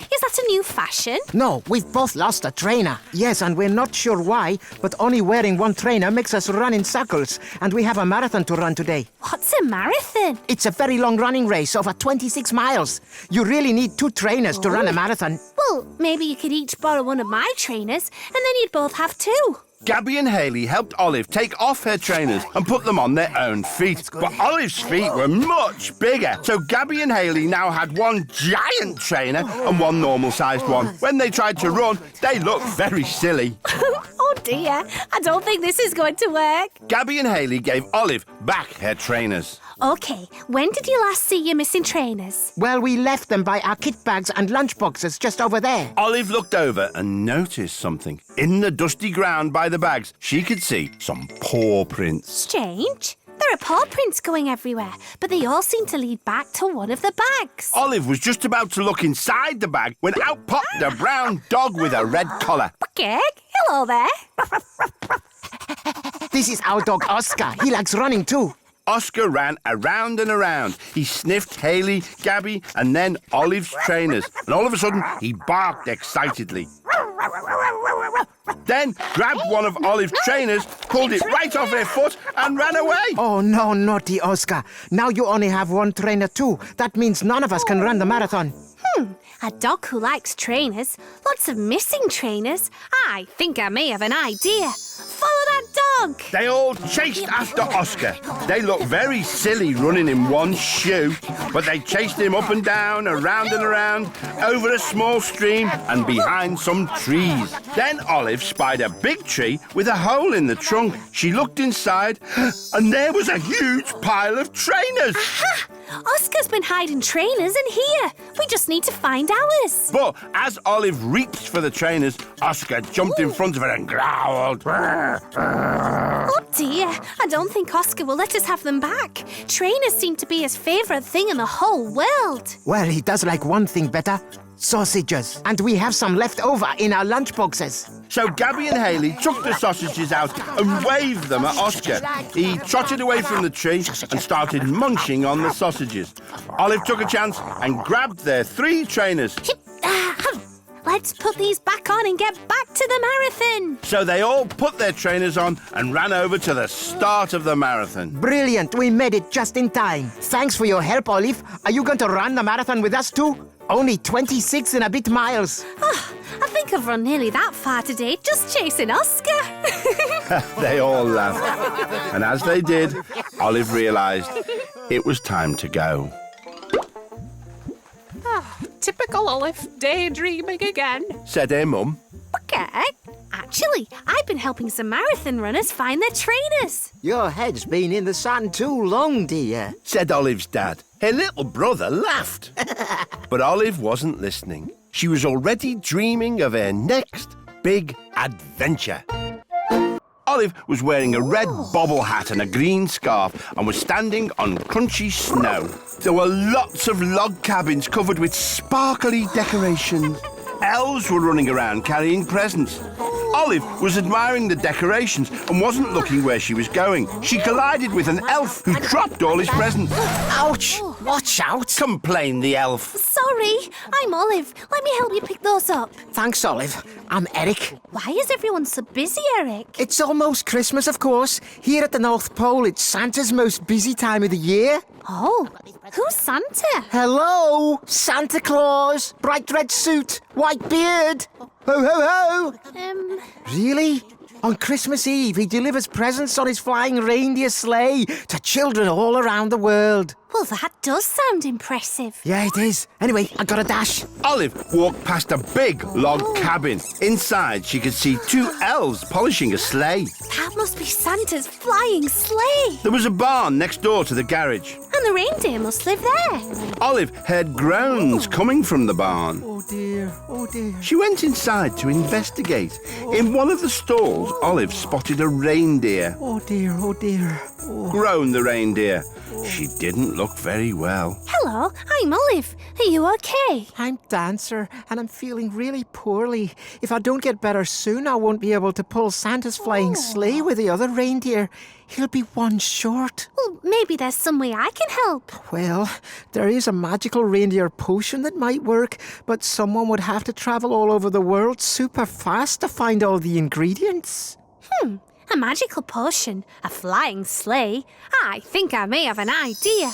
Dancer, will Santa let me borrow his sleigh? Maybe I can go and find the potion ingredients. Oh, sorry, no one drives Santa's sleigh apart from Santa, but you could always borrow his flying motorbike instead. Flying motorbike? Olive looked out of the window and spotted a red and white motorbike with wings. Here's a list of the ingredients. Be careful, Olive. Dancer, I won't let you down. So Olive climbed onto Santa's motorbike. Suddenly it flew up into the sky. Okay, first ingredient. Chestnuts from the Queen's garden. I think I know where to find those. Olive landed in a garden where she found the Queen's gardener, Frank McBadger. Hello there, Olive. Hello, Frank. Could you give me some chestnuts, please? It's for a potion to help one of Santa's reindeer get well. Of course. Here's a few I picked today. Frank gave Olive some shiny red chestnuts. Thanks very much. Next on the list, some tennis rackets. Olive landed on a tennis court where she found top tennis player John McIntosh. You cannot be serious. It's my old buddy Olive. Hi, John. Can I have some tennis rackets, please? It's a Christmas emergency. Sure, here you go. Hey, want to stay for a game? Sorry, mustache. Next ingredient for the potion, fur from a yeti. Olive landed on Mount Everest where she found a yeti. Hello, Mr. Yeti. Could I have some of your fur, please? I'm on a mission from Santa. The yeti pulled out lots of his blue fur and gave it to Olive. Thanks very much. Of course, I'll make sure you get a nice present from Santa. Next ingredient, a tail feather from a cheeky parrot. Olive landed in the jungle where she found a cheeky parrot. Excuse me, please can I borrow a tail feather? Excuse me, please can I borrow a tail feather? Olive plucked a feather from the parrot's tail. Ouch! Thanks. You may have saved Christmas. Thanks. You may have saved Christmas. All right. Final ingredient, smelly socks. Olive landed in Dudley Sud's laundrette. Oh, hello, Olive. Hi, Dudley. Please can I have some smelly socks? It's to make a reindeer feel better. Oh, no problem. Lots of those around here. Thanks, Dudley. See ya. Olive now had all the ingredients and she zoomed back towards the North Pole. But as she sped along, the parrot feather fell off the motorbike and dropped into the clouds below. Where's it gone? But there was no time to find the feather. Olive had to get back. Olive quickly took all the ingredients inside the reindeer barn. Dancer had a big pot of water waiting. Did you find everything, Olive? I did, but I dropped the parrot feather. Oh no, it's almost time for the sleigh to leave. We could try an ostrich feather instead. That just might work. Olive put some chestnuts, Yeti fur, tennis rackets and smelly socks into the pot, then plucked one of her own tail feathers and dropped that in too. Dancer sprinkled over some magic dust, making it safe to drink. The pot steamed and fizzled. Then Olive poured some potion into a mug and gave it to Dancer. Thanks, Olive. Oh, that tastes horrible. Olive and Dancer waited, but Dancer wasn't feeling any better. Oh, I don't think the potion is working. Oh, I guess an ostrich feather isn't quite the same. Oh no, those bells means the sleigh is about to leave. Olive looked outside. The other 7 reindeer were ready in front of the sleigh, which was now piled high with presents. Santa will be here any second. Olive noticed there were still some ingredients left over.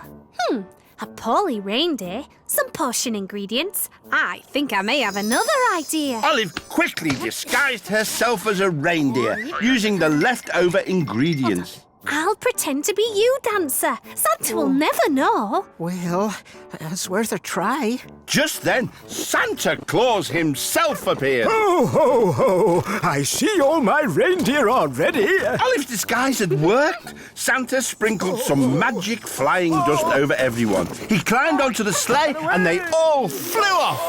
Yay! I'm a flying ostrich reindeer! So Olive and Santa and the reindeer delivered presents all round the world. Ho, ho, ho, away we go, flying through the sky. Ho, ho, ho, through the snow, and if you're still awake, you'll see us flying by. It's Christmas Eve, and all the children should be fast asleep. I'll pop down the chimney, and I promise not to make a peep. If you hear hooves on the icy roofs, it's only Santa's sleigh. In the blink of an eye, I'll eat a mince pie, and then I'll be on my way. Through the night, what a sight, racing round the world. Whizzing past, lightning fast, delivering the toys to all the boys and girls. Ho, ho, ho, away we go, flying through the sky. Ho, ho, ho, through the snow, and if you're still awake, you'll see us flying by. So I say ho, ho, ho, ho, ho, ho, ho, ho, ho. When they got back to the North Pole, it was Christmas Day. But Santa's final landing was bumpy, and Olive's disguise fell off. Oh, what's this? There's been an ostrich pulling my sleigh. Boomed Santa. Sorry, Santa. I'm Olive. I'm only helping because Dancer was poorly. Oh, well, I didn't know. In that case, thank you, Olive. We must go and see how Dancer is feeling. It turns out I was going to have some babies. That's why I felt unwell.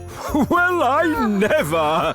Let's celebrate with a huge Christmas dinner. Olive, would you like to join us?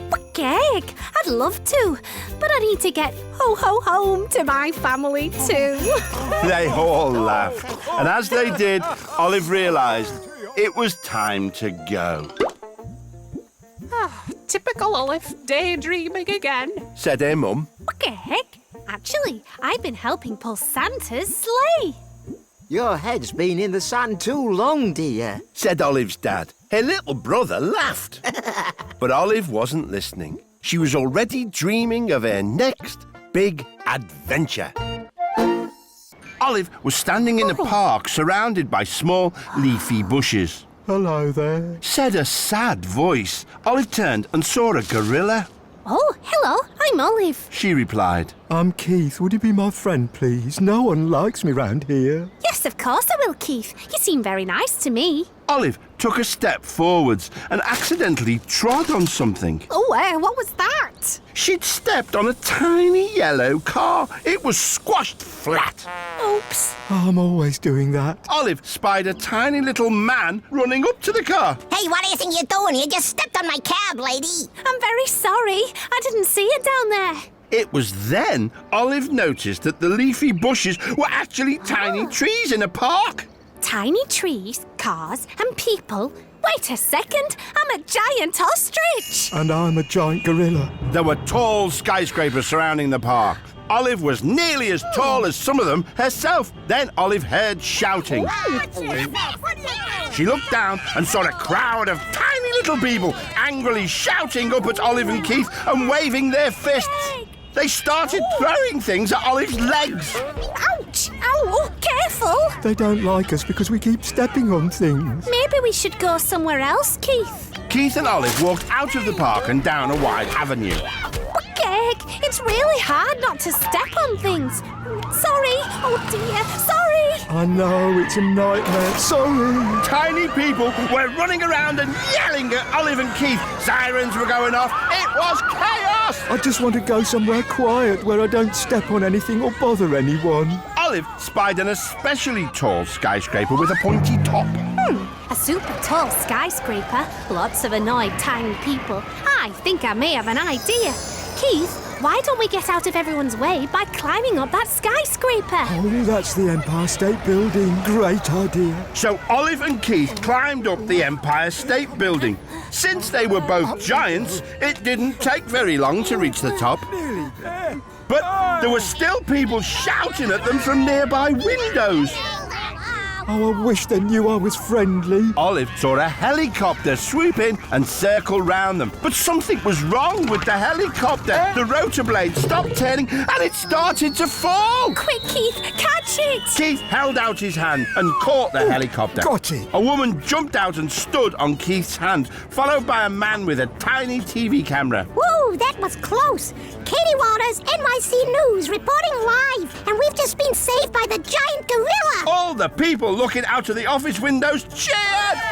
Thanks for saving us. What are your names? I'm Keith Kong. I'm Olive. Pleased to meet you. Can I just say I love New York? Sorry for squashing things before. Well, you two are certainly a couple of huge New York City heroes. As a thank you, Keith was given his own special area in the park, as long as he promised to, try and stop squashing things. Thanks for your help, Olive. Would you like to stay for a bit and I'll show you some more of New York City? Maybe next time. But today I certainly had a huge amount of fun with you, Keith. They both laughed, and as they did, Olive realised it was time to go. Typical Olive, daydreaming again. Said her mum. Heck, actually, I had a big adventure in New York City. Your head's been in the sand too long, dear, said Olive's dad. Her little brother laughed. But Olive wasn't listening. She was already dreaming of her next big adventure. It was a very hot and sunny day, and Olive was wearing a pointy hat and wooden clogs. In front of her, there was a strange building with 4 giant sails attached to it. Oh, what's that funny-shaped building? Wondered Olive. Olive saw a man and a little girl outside the building, fanning themselves to keep cool. They didn't look very happy. Hello, I'm Olive. Are you both okay? Oh, hello, Olive. I'm Jan van der Klompen, and this is my daughter Annika. We're sad because it's very sunny and there's no wind. It is a hot and sunny day today. Even my feathers are getting sticky. Would you like to borrow a fan? Asked Annika. Oh, yes, please. Olive began to fan herself. Thank you. That's much better. You're welcome, Olive. What is this strange building with the funny sticking out bits? Oh, this is our windmill, and those are called sails. Here in Holland, there are many windmills, and we use them to make flour for bread and cakes. The wind turns the sails of the windmill, and that works a machine which grinds the wheat and makes flour. Now that's very clever. Problem is, today there is no wind, so the sails cannot turn, and that means I have no flour to make a cake for Annika's birthday party. Yes, it's today. My friends are coming. We have balloons and a trampoline, but no birthday cake. Olive saw there was a table set with balloons for the party, and next to it, a giant trampoline. We really need the windmill to be turning, Olive, but we have no wind. Some fans, a windmill. I think I may have an idea. If we point our fans at the windmill, we can use them to make enough wind to turn the sails. That might just work. They all pointed their fans at the windmill and fanned really hard, but nothing happened. It's not working, Olive. I'm sure it can fan harder. Olive fanned as hard as she could, but lost her grip on the fan. It shot out of her wing and flew up in the air. The fan got stuck in the windmill's sails. Don't worry, I'll get it down again. Olive jumped up, but she couldn't reach the fan. Maybe I need to jump higher. Perhaps I could use that trampoline. Okay, but please be careful, Olive. Olive got onto the trampoline, and this time she bounced much higher. She didn't quite get as high as the fan, but her wing nudged the sail, and it turned just a little. I can nearly get it. Olive still hadn't quite reached the fan, but now, with every jump, she accidentally nudged the windmill's sails a little further. Olive, you've done it. No, I haven't reached it yet. No, Olive, you're turning the windmill sails. Oh, I am, aren't I? Annika got onto the trampoline and began bouncing with Olive. Together, they were able to turn the windmill sails faster and faster. The sails turned and worked the machine. Soon, they had enough flour to make Annika's cake. Jan made the perfect birthday cake using flour ground in the windmill. And the party was a great success. People played party games, bounced on the trampoline, and ate slices of the tasty birthday cake. Thanks for helping us make the windmill turn when there wasn't any wind, Olive. Yes, thank you. Everyone is enjoying themselves and especially enjoying my cake. Oh, it's been such an exciting day. In fact, I've been blown away by it all. They all laughed. And as they did, Olive realised it was time to go. Typical Olive, daydreaming again. Said her mum. Cake? Actually, I've been making a windmill turn. Your head's been in the sun too long, dear. Said Olive's dad. Her little brother laughed. But Olive wasn't listening. She was already dreaming of her next big adventure. Olive found herself in a busy Bangkok market filled with stalls selling everything from dragon puppets to silk cushions to coconut ice cream in buns. Olive was wearing a bright scarf, sandals and a wide straw hat. Cake, what a lively place. A small three-wheeled vehicle drove up and stopped near Olive. Inside there was a driver and a woman wearing sunglasses sitting in the back. The woman peered out. How much for that dragon puppet, please? Olive looked around at the dragon puppet on a nearby stall. I don't know, sorry. I'm Olive. Oh, sorry, Olive. I thought you were a stall holder. My name is Katya, and I'm on holiday here in Bangkok, Thailand. I'm in a hurry to buy lots of souvenirs before my flight leaves for home. Maybe I can help you, Katya. Oh, yes, please. That would be wonderful. They are all for my family and friends, you see.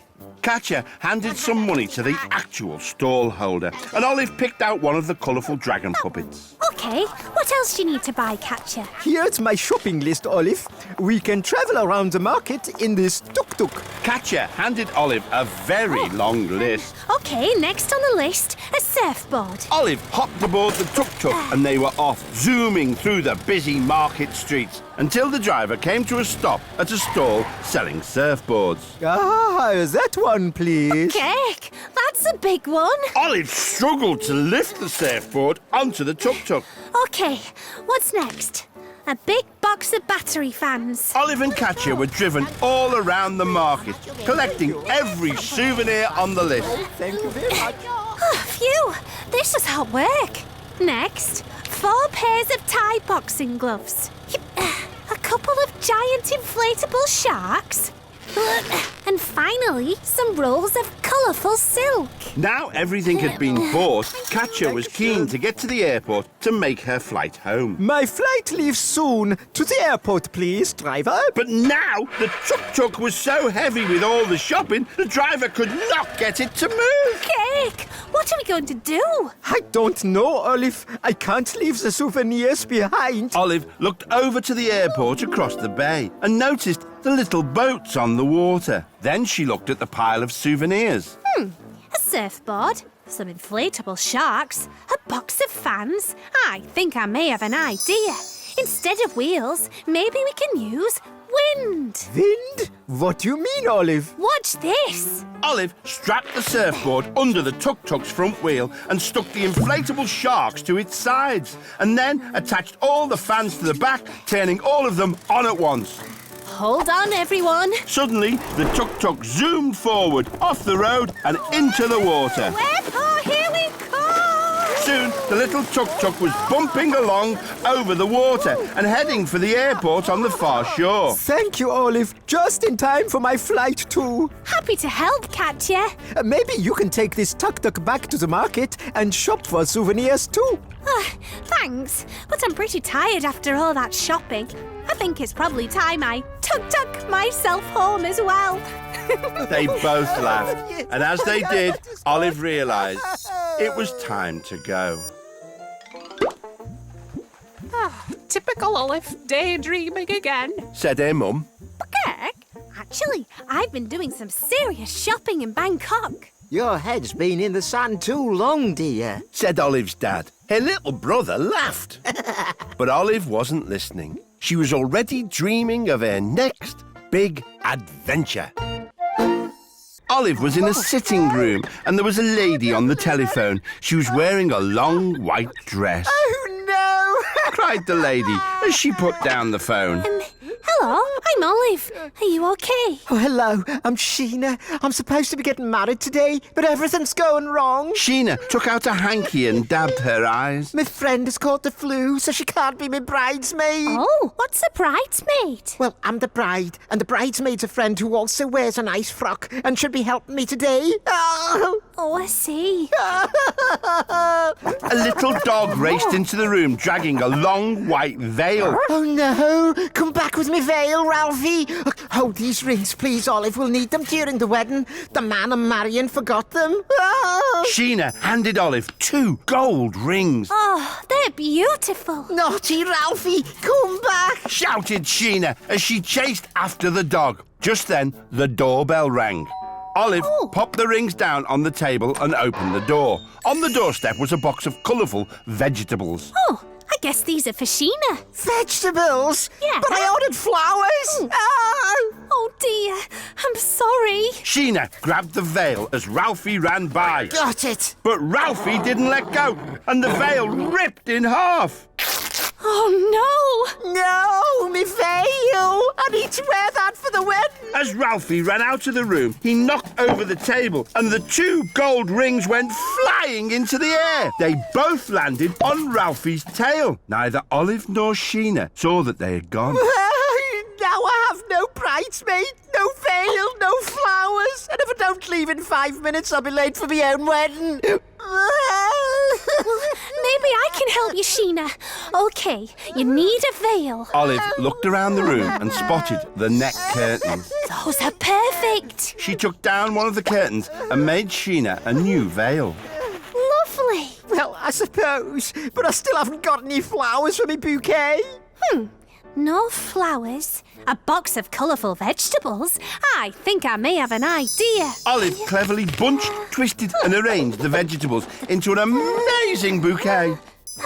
Beautiful. Oh, but you still need a bridesmaid, Sheena. Olive, you could be my bridesmaid. Oh, thank you. Olive really enjoyed the wedding ceremony. Do you take each other to be man and wife? I do. I do. Do you have the rings? Olive, the rings I gave you, where are they? Oh, dear.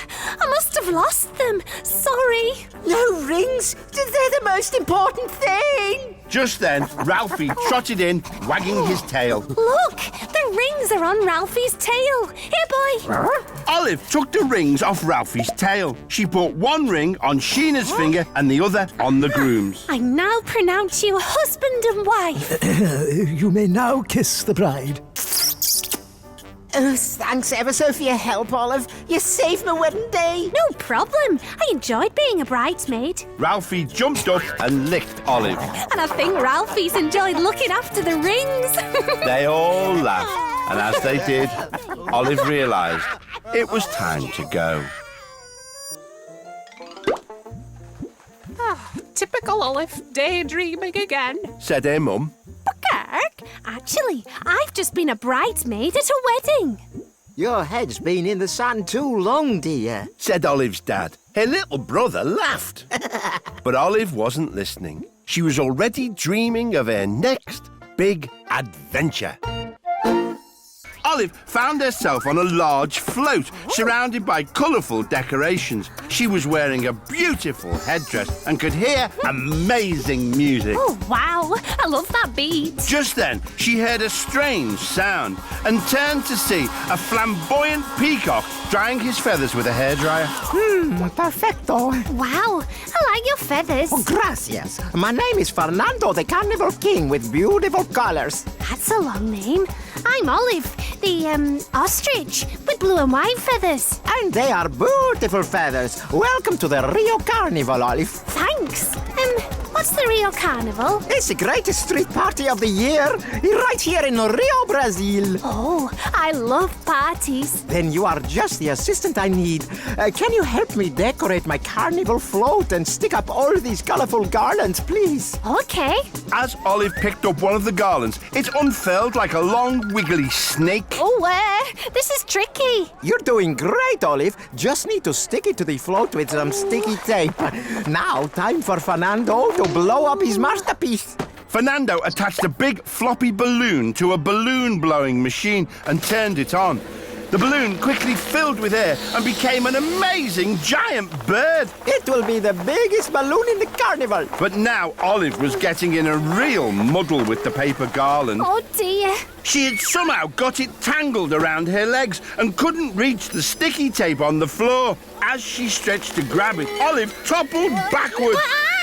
And knocked over the balloon blower, breaking off the lever. Oh no! My balloon is getting bigger and bigger. The balloon blower blew and blew until Fernando's special balloon finally went pop, and the balloon blower ran out of air. My balloon blower! What a disaster! Attention, the carnival will begin in 1 minute. 1 minute? What can we do, Olive? Sticky tape, a hairdryer. I think I may have an idea. With Fernando's help, Olive used the sticky tape to seal the hole in the balloon, and together they blew it up using Fernando's hairdryer. The balloon got bigger and bigger. It's working, Olive. But the hairdryer was filling the giant balloon with hot air, which rises, and soon the balloon floated right off the ground. Cake! Olive held on tightly to the balloon. My balloon! And Fernando held on tightly to Olive's legs. The carnival is starting! Olive and Fernando floated up into the sky, away from the carnival. Olive, we have to get down! Don't worry, Fernando! Olive reached up the side of the balloon and tore off the tape. As the air escaped through the hole, the balloon sent Olive and Fernando soaring across the sky. They whizzed about all over the place until the balloon ran out of air. The empty balloon parachuted them safely down, and they both landed back on the float, and the deflated balloon dropped onto her head like a headdress. They looked magnificent, and they got a huge round of applause. Olive the Ostrich with the blue and white feathers, you are my carnival queen. You know, Fernando, I could almost burst with pride. They both laughed, and as they did, Olive realised it was time to go. Typical Olive, daydreaming again. Said her mum. Heck, actually, I was carnival queen at the Rio Carnival. Your head's been in the sun too long, dear. Said Olive's dad. Her little brother laughed. But Olive wasn't listening. She was already dreaming of her next big adventure. Olive was wearing a large diving helmet, and she was sitting on a strange creature that looked a bit like a horse. Gek, good thing I've got this breathing helmet. What's going on? Asked Olive. You're about to take part in a seahorse race. Said a little jellyfish who was also sitting on a seahorse. There was another bigger jellyfish on a seahorse too. A seahorse race? How exciting! I'm Olive, by the way. I'm Jessie. I'm a little nervous as this is my first ever race. Don't worry, Jessie. Maybe we can help each other. Okay. Thanks, Olive. Oh, that means the race has started. Come on, Olive. The bigger jellyfish galloped off, and Jessie and Olive rode after him. Hold on to your seahorses! Olive and Jessie galloped towards the first obstacle, a narrow gap between two huge rocks. The big jellyfish rode straight through, but when Jessie reached the gap, she stopped. Oh, it's too narrow. I can't get through. Of course you can. Follow me. Olive skillfully rode her seahorse through the gap, and Jessie followed. Yay! Next, they reached a coral maze. Oh, this looks really twisty. We can do it. Stay close to me, Jessie. Olive twisted and turned through the coral maze, and Jessie rode through behind. Then Olive and Jessie reached the most difficult part of the race, an old, dark shipwreck. We need to ride through, but I've heard there's a scary sea monster inside. It's probably just a story, Jessie. We'll be fine if we ride through together. I suppose so. Olive rode into the shipwreck, and Jessie followed. It was rather dark inside, and even Olive was a little scared. What was that strange noise? I'm sure it was nothing to worry about. But suddenly, a creature with a long, sharp nose appeared out of the darkness. Oh, the sea monster! They raced out of the shipwreck as fast as they could, but Jessie did not look where she was going and rode straight into a forest of seaweed. Oh, I've got tangled up, Olive. Olive tried to pull Jessie free, but it was no good. Tangled seaweed? A sea monster with a sharp, pointy nose? I think I may have an idea. Jessie, I'm going back into the shipwreck. Olive, don't be silly. But Olive rode bravely back into the dark shipwreck. Excuse me, Mr. Sea Monster. Please, could you help me? I'm not a sea monster. I'm just a swordfish. I can't help having this scary pointy nose. My name's Swordy, by the way. Oh, I'm Olive. My friend has got tangled up in some seaweed. I was hoping you could free her with your sharp sword nose. Of course! Swordy to the rescue! Swordy used his sharp nose to carefully cut Jessie free from the seaweed. Thanks, Swordy. Yes, thank you. You're not so scary after all. Go! You've got to finish the race. Jessie rode off fast with Olive close behind. Soon they could see the bigger jellyfish ahead as the finish line approached. I did it, Olive. I won. You certainly did, Jessie. The crowd love you. They're cheering themselves. Horse, see? They both laughed, and as they did, Olive realised it was time to go. Typical Olive, daydreaming again. Said her mum. Gek, actually, I took part in an underwater seahorse race. Your head's been in the sand too long, dear. Said Olive's dad. Her little brother laughed. But Olive wasn't listening. She was already dreaming of her next big adventure.